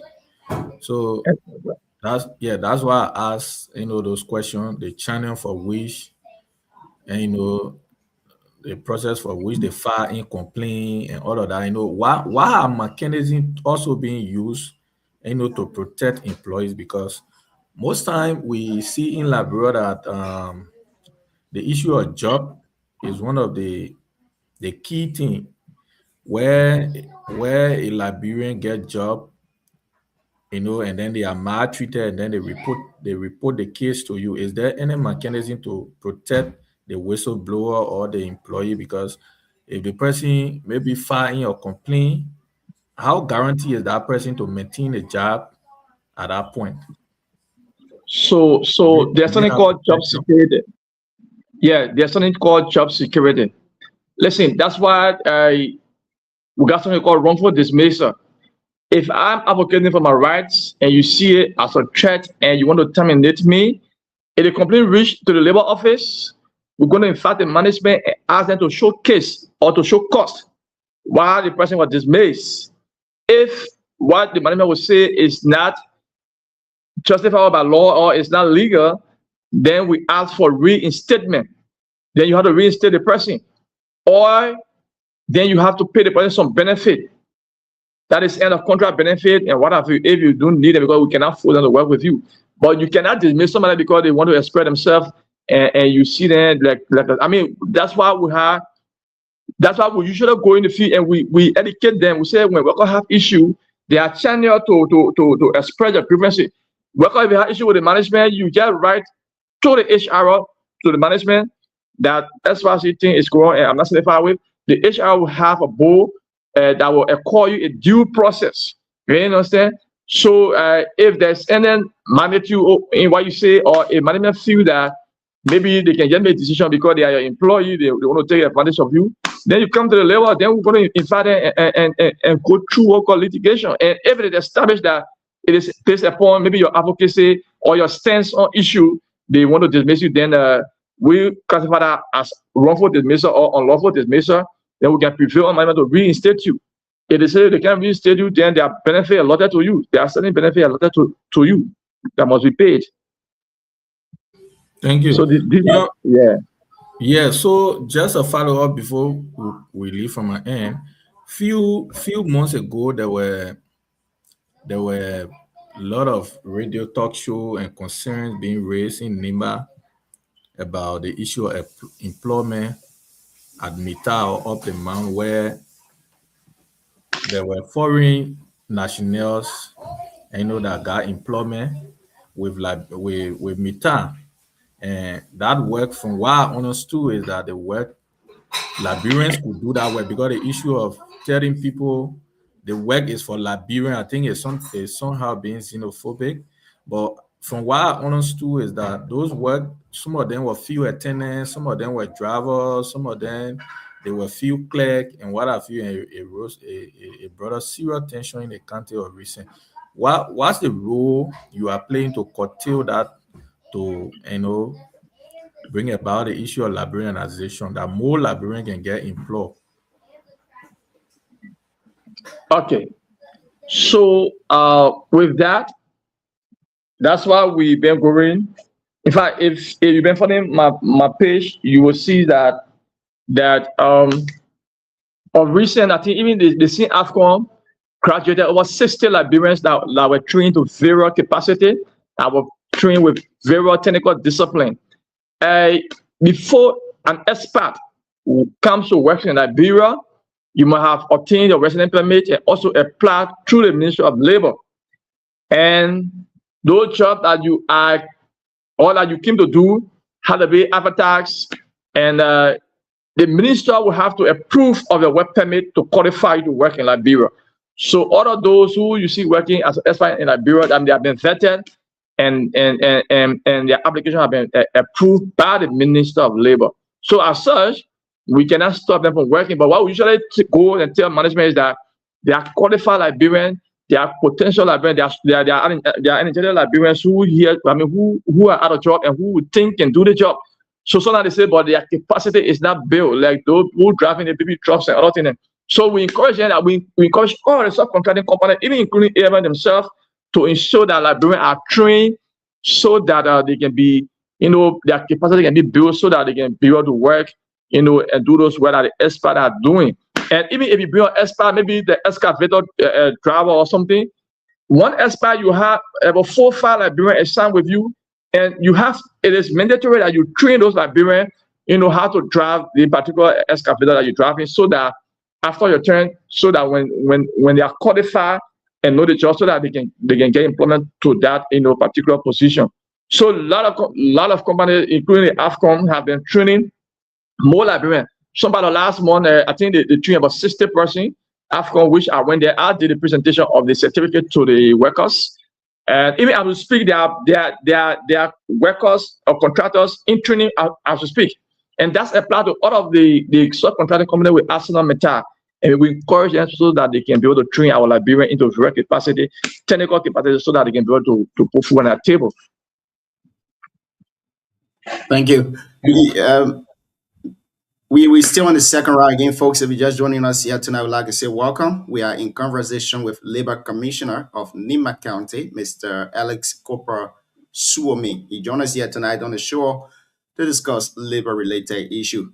Mr. Prince Zlam Paul is watching us this evening from Bellegate District, Complex City, a royal and some business center there in Complex. Prince, welcome to the show. Mr. Alex, the issue of child labor in Liberia has been alarming of late. You took over as a labor commissioner of one of the biggest counties in the country. Have there been any instances where a child labor complaint have been brought to your attention? Okay, to speak to that, I mean, there have been no formal complaint of a child labor, child labor of it, but my inspector have gone in the field and arrested child labor issue. And it's not just child labor issue, even trafficking issues. These are all things that we go about, figuring it out, to rural workplaces. So when the issue, when my inspector went in the field and they saw some let's say under 17 children working to doing school hour, the issue was arrested and brought to my office, and we mitigated the issue, and we ensured that the necessary penalty was served, and the child were advised to not, continue what they were doing, and management were in accordance with the law. They were fined, and that money was remitted to the government account. So even workplaces, there are other people who bring people from out of the country or other places and bring them in the country, so that they seize their passport from them. You cannot seize my passport. I mean, if that is done, then that is another form of trafficking. So sometimes we go to workplaces, sometimes like even the expert themselves, we talk to them, okay, how's the work going with you? What are the challenges? Sometimes they explain to us. Some of them may not be too, they're open to tell you, but sometimes as per their physical morphology or their posture, the way they will be responding, sometimes we call them on the side and say, okay, feel free, talk to us. If there's anything we can handle it. Your job will be protected, but we don't want to know us without you free. Some of them will say, oh yeah, I was brought here, but then my passport was seized, or I was brought here to be paid this amount of money. I'm not getting it. So now we intervene and ensure that the right thing be done. So this plus many more we've been doing, sir. Thank you. Before we go to Mr. Sam and Robert, someone sent me this question, and in layman English, I will ask it. The people say there have been complaints to your office that they have not been paid for their overtime, especially at ArcelorMittal, Liberia, and that of her subcontracting companies. You've not been paying attention to this issue. What say you? What's your defense on this, Mr. Alex? Chief, there is no way that someone will work for overtime and they are not paid and the complaint reach me, then I say subpoena or I say I want to take action. It's not impossible. Matter of fact, have there been instances where complaints have come to you for overtime and you've gone there to resolve them? There are a lot of complaints, of course. Yes, there are a lot of complaints. And in fact, there are a lot of complaints. There are a lot of instances where people say they work for overtime and it was wrongfully calculated, and in fact, it was not paid for. And we investigated some of the issue, and some of it was proofing. Yes, of course. And one of the proofing, you have to pay all of the retroactive to the person. Like maybe I work for 12 hours and maybe you give me 10 hours. When it is established through investigation, management is on obligation to remit everything that they legally deducted from the workers. And there are a lot of issues that have been, such a complaint that have come to my office that I have handled and ensure that the management pay to the workers whatever they deserve. So there's no way that there's no instance that someone will come to me with a complaint that, my money I work for, I'm not getting it in the layman saying. Then I sit and say, I can't take it. It's not possible. It's not possible. So all of this is happening. But the problem I will have is that the issue about labor cases, it's not an even, it's a process. Even in any cases for that matter, like in any issue, because if you find a complaint, sometimes, like, to be honest with you, sometimes maybe like you file a wrongful dismissal or maybe illegal deduction, which is unfair labor practice complaint. When management know that they are in the wrong, sometimes there are lawyers who come, and all the people they are represented by their lawyers. And sometimes the delay of the case, they will drag the case. And by law, if you're going through a litigation, somebody can find a motion, and you'll be going after that motion for the motion. They got to put witness on the stand as many as they can, and all of that processes. So that it takes a little time. But at the end of the day, justice will be served, and that's what we've been doing. So there's no one person that will tell me that they work for overtime and they were not paid, and the complaint was brought to me, and there was no legal action taken. I challenge anybody to come out to say that or to prove that. It's not possible. Trust me. Thank you. On that. Mr. Sam, let's hear you on the final round. Our guest is sitting outside the mosquito. Let's try to get with him. Again, Ellis. Again, thanks for being on the show. I think it's the labor law in Liberia. I think it works a little bit different than other countries. I think from what I'm listening to you, because do the employee come to you directly and complain, or do they go to the HR, or how does it really work? Okay, so when you have been offended as an individual employee or contractors, you come and complain as an individual against the management. You know, it should have been done through a union, but like we say, there's challenge when it comes to the union, right? So individual come and complain, and when individual complain, we start management and we go through the process. HR is also part of management, so HR cannot complain for you. You understand me? So HR cannot complain for the workers. I mean, for the employee. So Ellis, that's why maybe I got a little bit confused, because in most cases, the employee would first of all go to the HR and complain to the HR,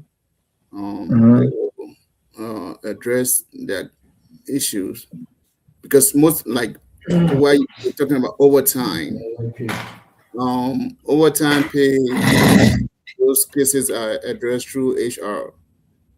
Human resource will address, will do investigation as to how many hours you work, how many overtime pay you're supposed to get, and that's that work. That's why they are HR of a company. But maybe Liberia being Liberia, so it might maybe it might not work the way it should in orderly manner, but how it's supposed to be. So do you know exactly how many hours per week, or how many days those employees are required to work for the company? Yeah, sure. So to answer as to how many hours, I want to first of all address the issue about the HR issue. So normally when an employee or even a contractor have issue about overtime or any other, personal issue, they first of all complain to the HR, and the HR will record in the due process. If they are not certified, then they run to labor with a complaint. That's what I'm saying. But they have to go through the HR first, and if the redress is not proper, then it comes to labor. Then we in fact, the HR themselves to kind of explain as to whether the person complaint that was filed before then, how they handle it, and if the outcome was lawful or not. You understand? So that's how it works. So the other thing, you talk about how many days in a week or how many hours they work for, right? So as per law, they work for 6 days in a week. 6 days in a week. And the issue of overtime is calculated on the weekly basis according to the Decent Work Act. It's not calculated on a daily basis, right? Like maybe the law says every week you should work for 48 hours. That's the law. I mean, maybe, but that is the law. Work for 48 hours. Anything above 48 hours is considered as overtime. So let's assume that this week you can work for 12 hours, the next day you can work for another 10 hours, the other day you work for another 5 hours. So they're going to calculate all these hours at the end of the 6 days and to know as to whether it reaches the 48 hours. As long as it surpasses the 48 hours, anything that is that will be above the 48 hours is considered as overtime. That's how it is calculated. So you have to ensure that your weekly hour, your weekly hour accumulates to 48 and above. Whatever that is above the 48, that's overtime. Okay. So lastly, Ellis, I think you have it's Liberia. It's a lot of work for you to do, because even where I sit, I have never met those labor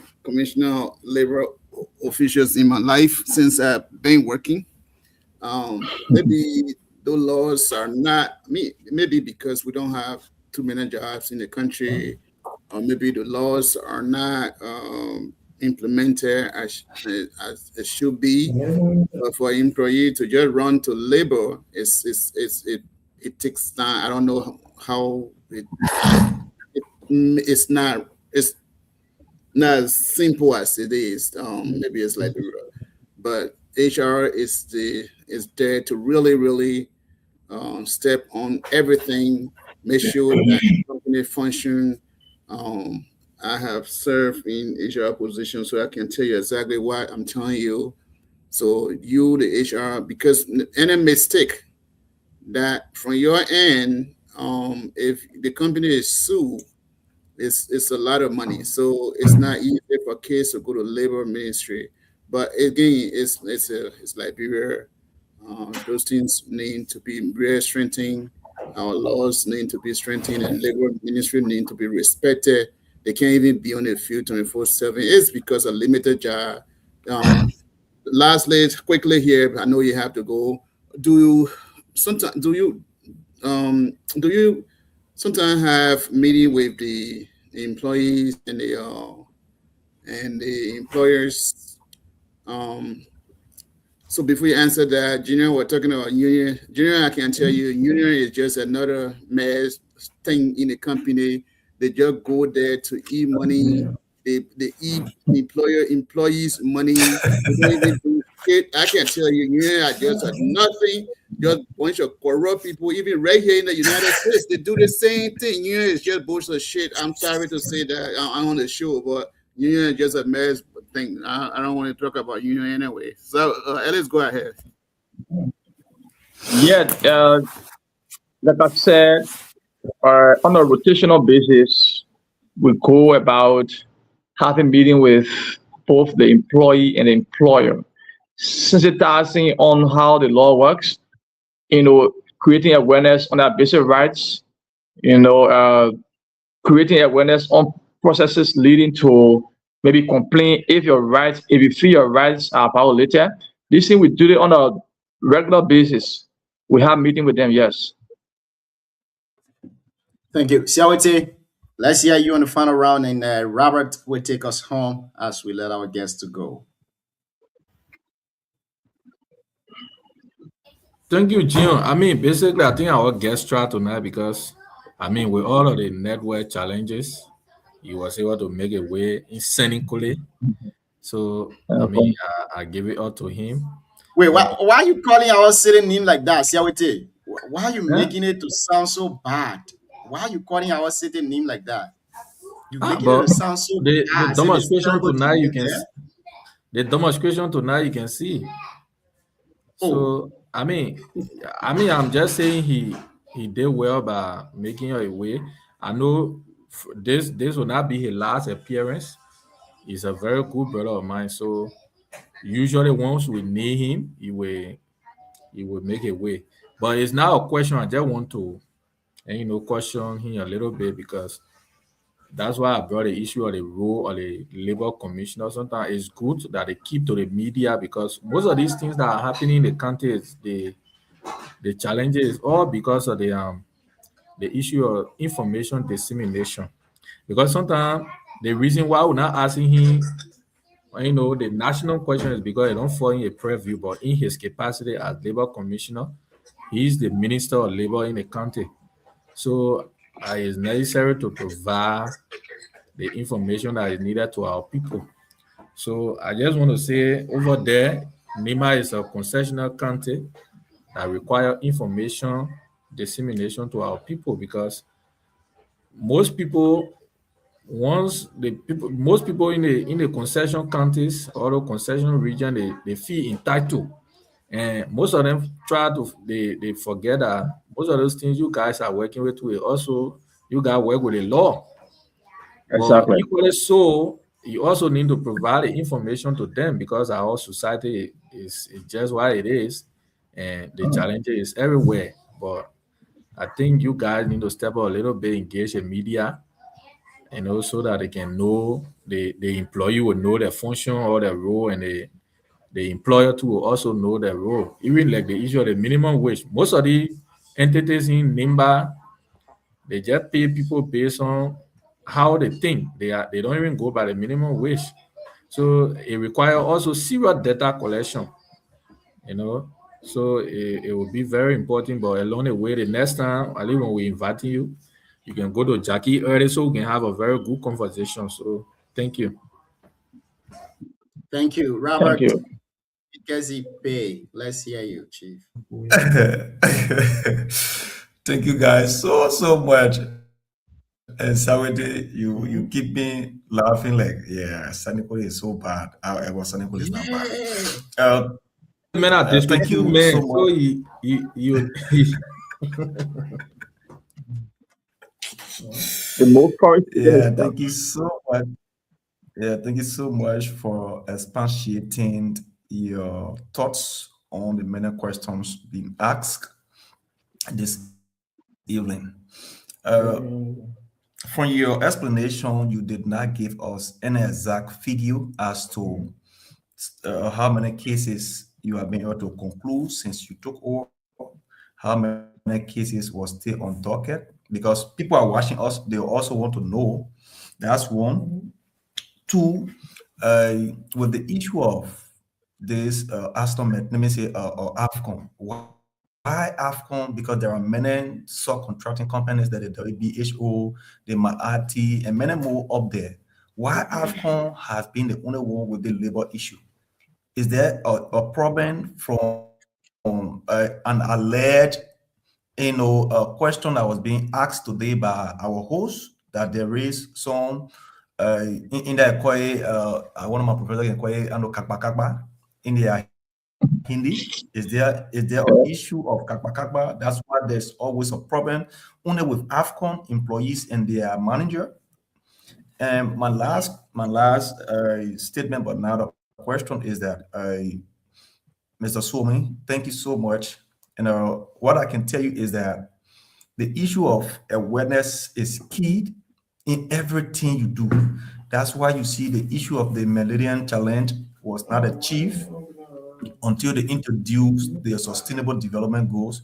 And the reason for which you see those 17 elements within, let me say, under the Sustainable Development Goal, some of them are being achievable, is because of the awareness. Once people are aware of what you're doing, people will take actions and people will form part of it and people will understand what to do. So it is important. It is very, very important, because from the past commissioner inspector, let me say, commissioner inspector, Mr. Brown, when he took over, he visited Nema one time. I listened to him online, and there are a lot of things he was, explaining, even from this classroom, how teachers are supposed to proceed with different things. So it is important, because if those things are not explained to our people, you will always have those challenges, and people will not see the work you're doing. And like Sawate said, you are just implementing what is being, pinned down by our policymaker. But your role as a commissioner, those are things you need to do. Make the people to understand it. That there be jingles on radio on their various proceeding in case of labor-related issues. I think when that happens, it will also help to reduce the many misconceptions about people, most especially where you are in Nema. I understand how it takes to work in Nema, not easy. So those things will also help you, Mr. Suomi. So we wait on you as you answer those two questions that were asked relating to how many cases you met on docket, how many have been achieved, and how many reinstatement process you have also preserved over, and how has it been handled. And with the issue of the let me say, AFCON being always the problem. Thank you so much.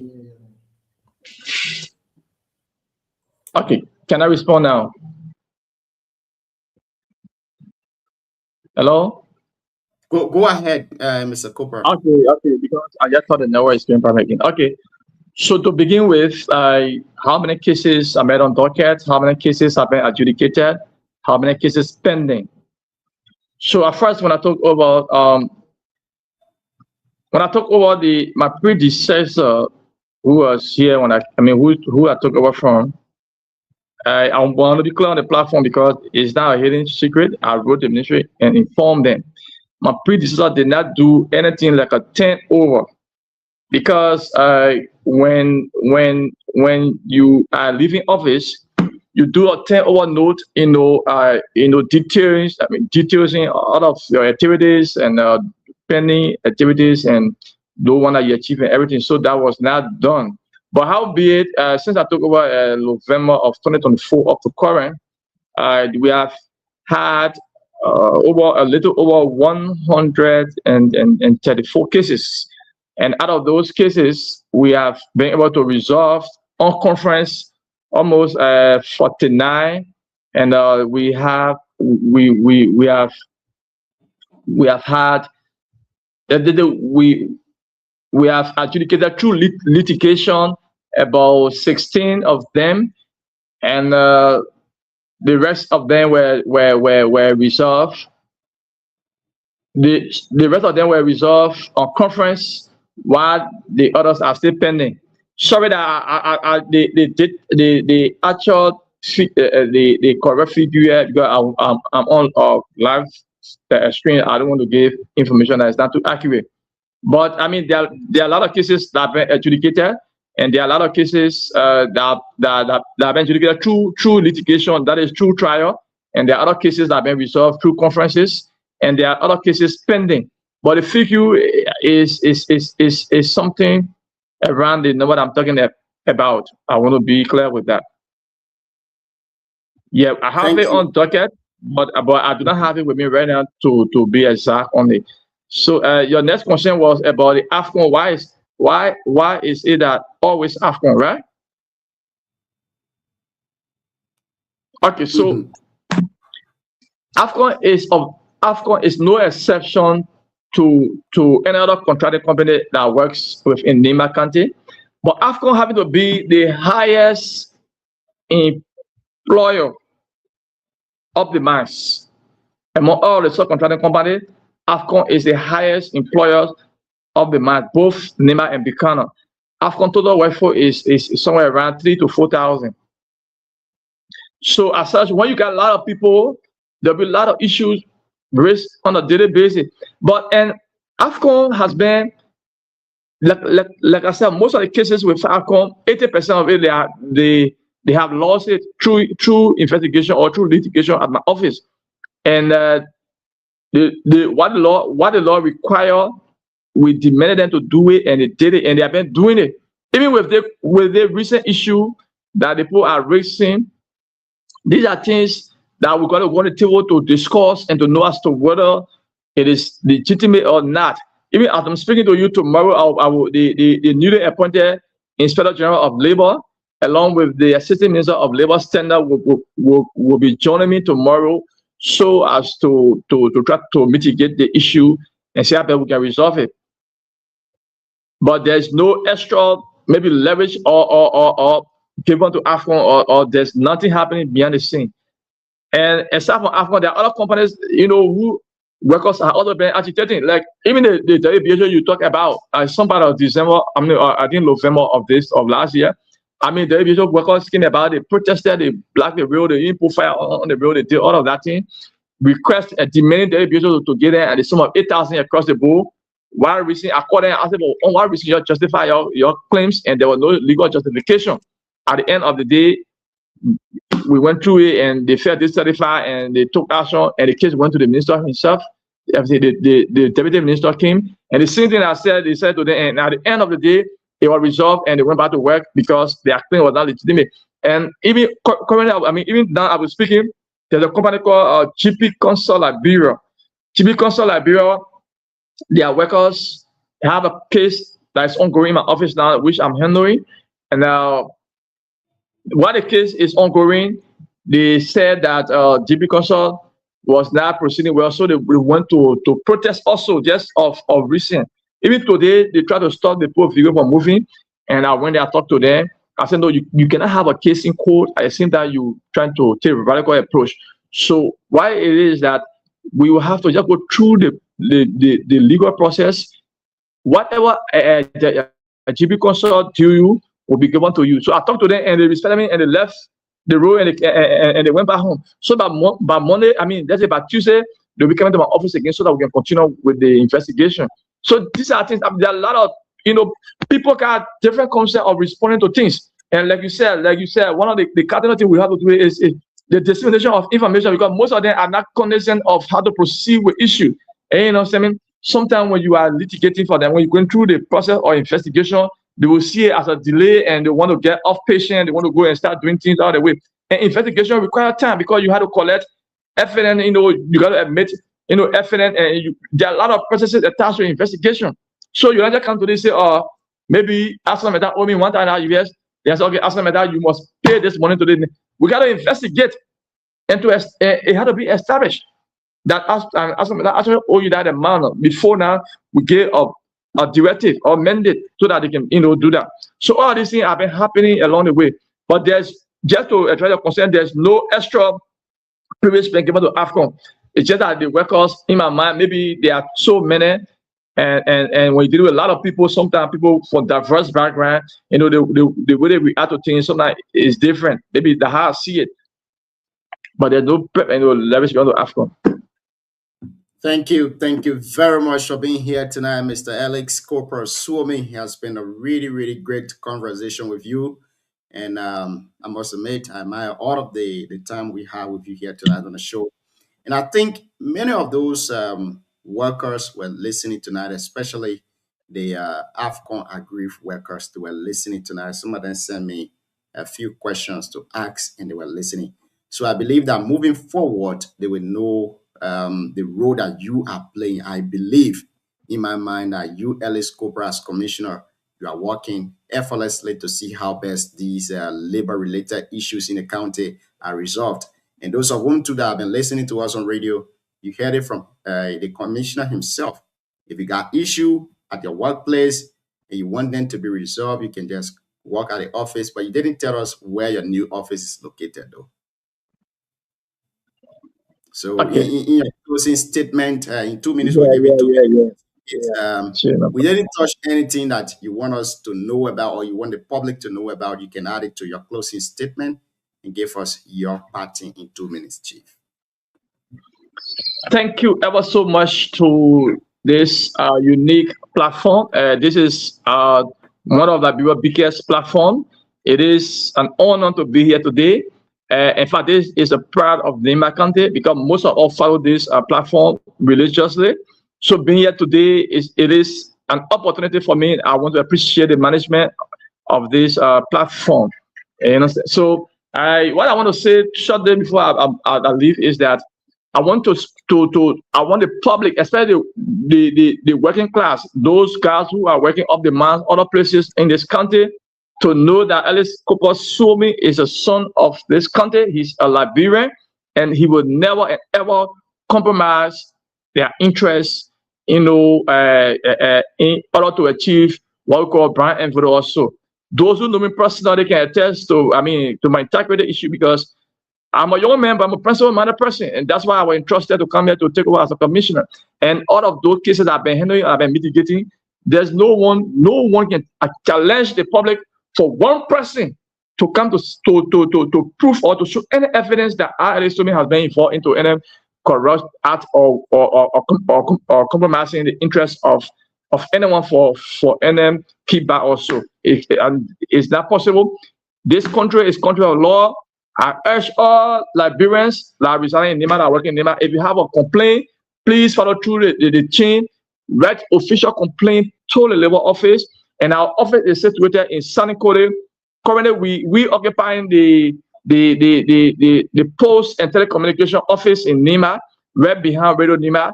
The building is red, white, and blue. Right on the main road there, you will see us there. At any time, you are welcome to the office with any issue, any concern, or any education that you need as an employee or workers that you don't understand. You want to provide information.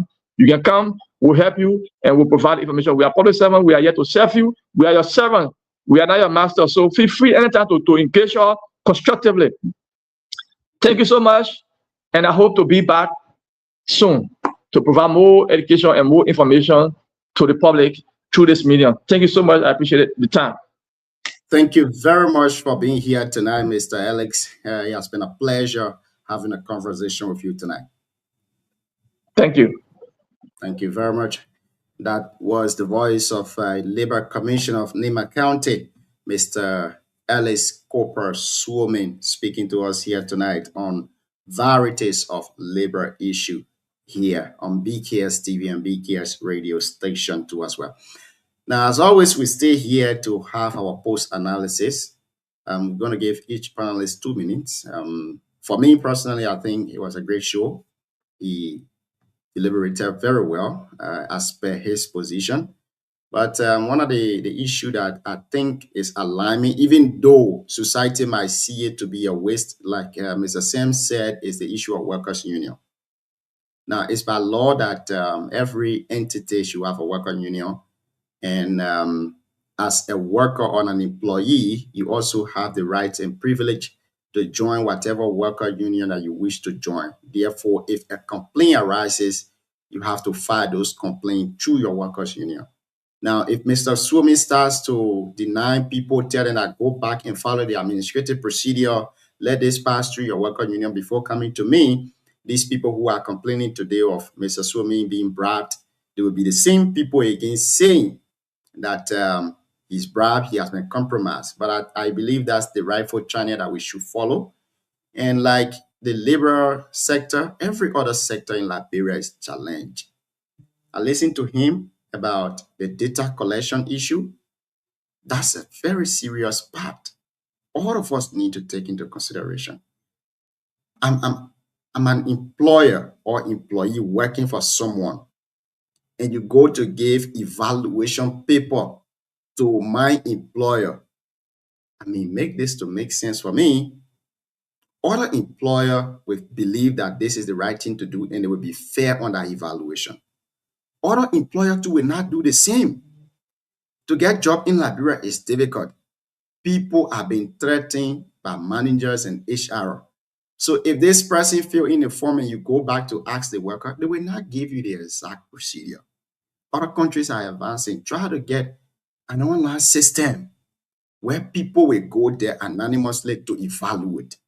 Then you can take, because you've been given the authority according to the labor law, you can take a visit to sites, you can take a visit to workplaces without being informed, without informing the HR or the manager of that entity. But the fact that you go give paper to those people, you tell them, okay, fill it in, give feedback of the workers and all of that, and from there you go to ask the worker again. I believe that's a little bit of a place where they need to work on to as the entire labor ministry, because I believe this is not unique to Nima Labor Commissioner only. I also want to believe that it's across the entire 15 counties of Liberia. So, Mr. Sam, let's hear you. After you, will go to Siawete to Robert. It is a parting comment? Yes, sir. Oh, okay. Well, Junior, Siawete, Robert, it's good to see you guys all. I am concerned. I know Alice is facing some difficulties in his position, but from where I said and what he explained to us, I think he's trying his best. It's Liberia, man. We don't even have the job. Who would want to lose his or her eating spot? You got to feed your family. Like the video that you were alluding to on Facebook at some point, Junior, I saw it. The guy was in the position, took the thing, and were trying to beat the employee with it. Those are things when you don't have too many jobs in Liberia, and it's tough. And also, we Liberians themselves, those folks that are lucky to be employed, I don't know whether they really understand what it takes to work. Some of them, not all, because Junior, I went to Jetty, a guy who producing rubber. Jetty. I went to his company, and I have carried my fancy there to buy some rubbers, bow and all those things from him. So I see the young men. They were working, and some of them had UP T-shirt, CDC T-shirt, ANC T-shirt. They're debating politics at the people company. So I'm sitting down and I'm saying to myself, you came to work and you are here preaching politics. You guys are seriously debating to the people job. So it's, I think there are a lot of things that are still working. I mean, lacking in Liberia. A lot of things are lacking in Liberia. We really need to, and Junior, one of the things that is trouble in Liberia is to get a good and quality worker and committed workers in Liberia. It's tough. I can tell you for sure, in the retail store, people complain. Some people will go to work and they will want to get ahead. You know, you open your store and you want to hire somebody to be manager of your store, and the person wants to get ahead faster, you know, start taking things, no commitment, no trust. Junior, I can tell you, sometimes I sit here when people tell me, say, there's no job in Liberia. Well, yes, the statement might not be accurate. There are a lot of, I mean, there are, for better word, there are a few jobs in Liberia that if you really want to do it, you can do it. If you want to do it commitment, you can do it. But the thing is, there's no commitment. People want to get ahead. People want to take things behind their employer. Then this is a thing that needs to stop, because if really, as Liberia is growing, the population is growing. If even the companies we're talking about, we got more companies coming into Liberia, we need to have, workers. We need to have more workers who will go to work employed and be committed to the job. The pay, it can be negotiated. Nothing comes from heaven. This thing can be done, but we need to, Liberia really need to educate the young people who will be taking, we're fighting for to get jobs in Liberia. The commitment is a problem. Taking things unknowingly is a problem. So even those small stores and over there, in the country I live in, it's not every job here government job. It's not every job here pays good, but people do it. People do those jobs here. Sometimes you hear people joking and say, I mean, not even joke. Let me use that word, but it's popular on Facebook. Oh, I bring my cartoon, I pushing my cartoon, I do poo cleaning in the Liberian terminology. And it's true. This thing is here. But yes, people commit to those jobs. Sometimes you go to the job, so the how sometimes America job the way it works sometimes, Junior, it's crazy. So you've been to the job for a long time. They say they hire you for maybe at the time they hire you for $20 an hour. And then you as a new employee, sometimes they might hire you for maybe $17 an hour. And you've been there for a long time and you've been working there for a long time, but somebody they just bring the person with maybe even more than you. Okay. So, and then because of that, they will call a privacy, employment privacy. You can't disclose your wages to another person. So you see how this country works. So sometimes it's the way it is. But we Liberians, we as we trying to get experience in working, we need to just be committed and start taking things. Nobody gets ahead faster. Take your time. If you want to really do 9 to 5, be committed to it. The person you're working for, once they know that they trust you, they can promote you. You can even get a big salary at time goes by.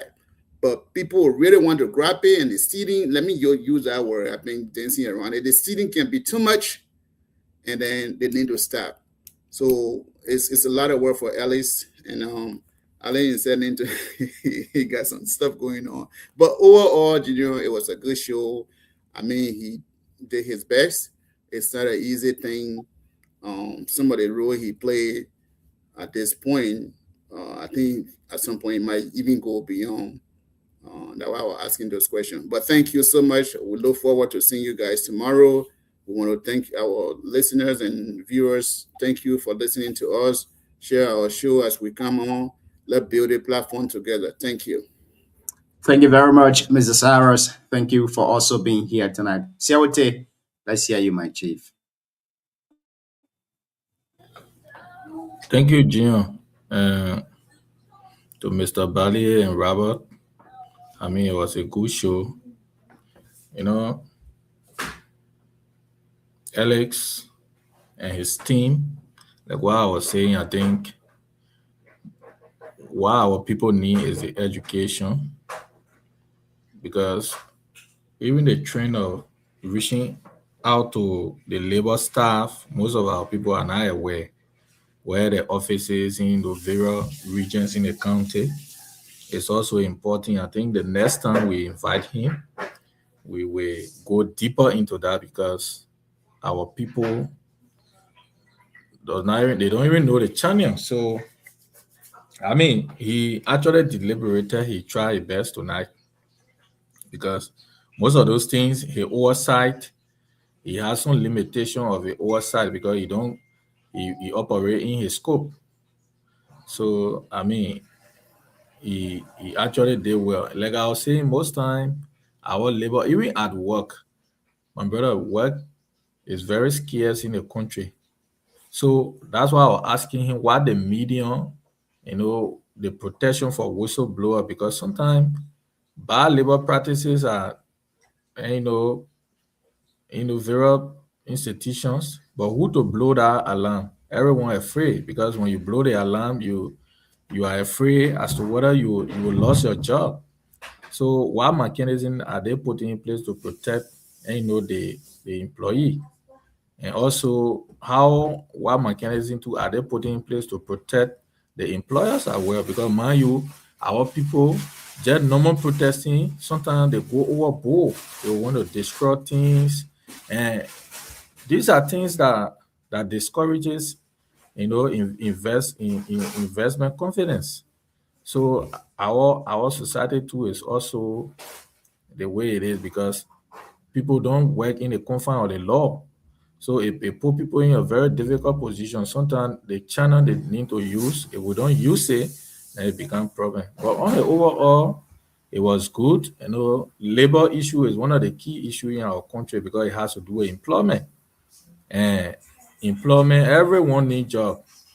But what is happening in the little informal sector, that's why when people were saying the government did not provide 70,000 jobs, they did not provide. I said, but in the first place, it's actually disproportionate to us, because you got over 5 million human beings, and they tell you say 70,000 human beings get a job in a whole year. So do your arithmetic. How many human beings out of 70,000 present out of 5 million? How many? You don't even read 200,000. So is it even an achievement for us as a country? No. So all these things, the data too, they also need a very rigorous data, and they need to do a very rigorous data collection to know where the challenges are in the sector, who are those, which company, which side, then we can know, they can really know that where to work from. But on the overall, his presentation was good, and we hope to host here another time. Thanks for hosting us tonight. Thank you. Thank you so much, Siawate. And I want to say thank you very much for hosting the show last night. I mean, I was following from the back while doing my 1-2-1-2. It was great. Mr. Robert Yekezi, let's hear you, Chief. Take us. Okay, let me first of all say thank you to Siawate, who have allowed me to this platform. And let me say thank you to Mr. Sam Sarospia and also you.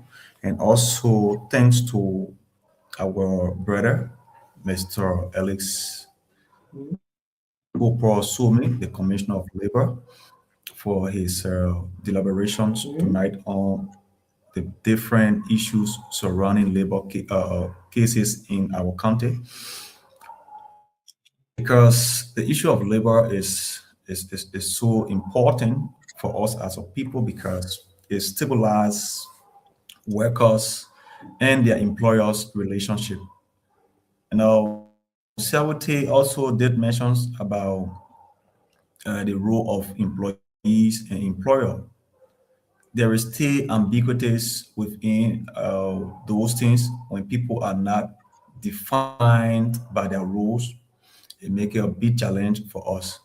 So we look forward to Mr. Somi to take his own time to acknowledge people who are employer and people who are employees to those decent work out to enable them to have a very good working relationship.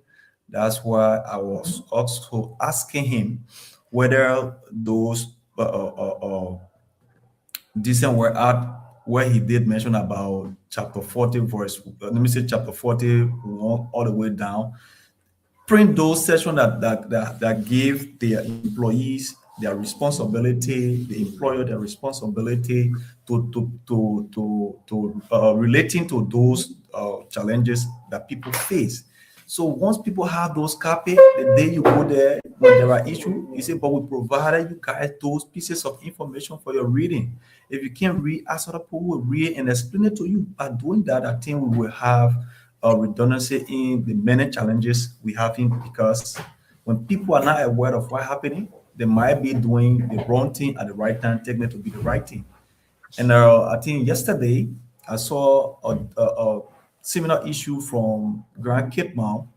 The palm company there was a protest that led to $1 million property being damaged. So the issue of protest is not the best way to respond to issues, because most often protests can be catastrophic, which we don't want those things to be happening. And the issue of statistics that Sewate also mentioned about, I think it is important because from what we saw from the sonar is a bit, a challenge, taking into consideration the population of the country, and out of those populations, you see the number of persons who are considered to be employed. I think the ratio is very wide. So like what the president and his team were saying the last time, to create opportunity for other investors, because when there are many investors, there will be a lot of job opportunity from the private sector, both private and government. So we are still looking up to them that those things work up, because when those things work up, it will also be better for all of us, because you, myself, and other many people who are still outside the country also studying, when we go back, we will also need to provide daily bread for our people. Yes, so we want to say thank you for having us, and thank you so much. Thank you very much for being here tonight, Mr. Robert. It's a really pleasure to be with you here on the show. And of course, Mr. Sam, thank you for also being here too as well. Mr. Sewate Zo-Oge-Tua, thank you for also being here tonight. The way you tell my city that when you come back like bureau, I want to see you in my play. And you and all used to be working in our play and go back to Kanta to go see. I was sitting there, but it just, but the reality is the way the guys struggle tonight. So that's but that one is true. It's 100%. It's only having one place, Jackie. Hope to see you guys tomorrow. Thank you. guys. Good night.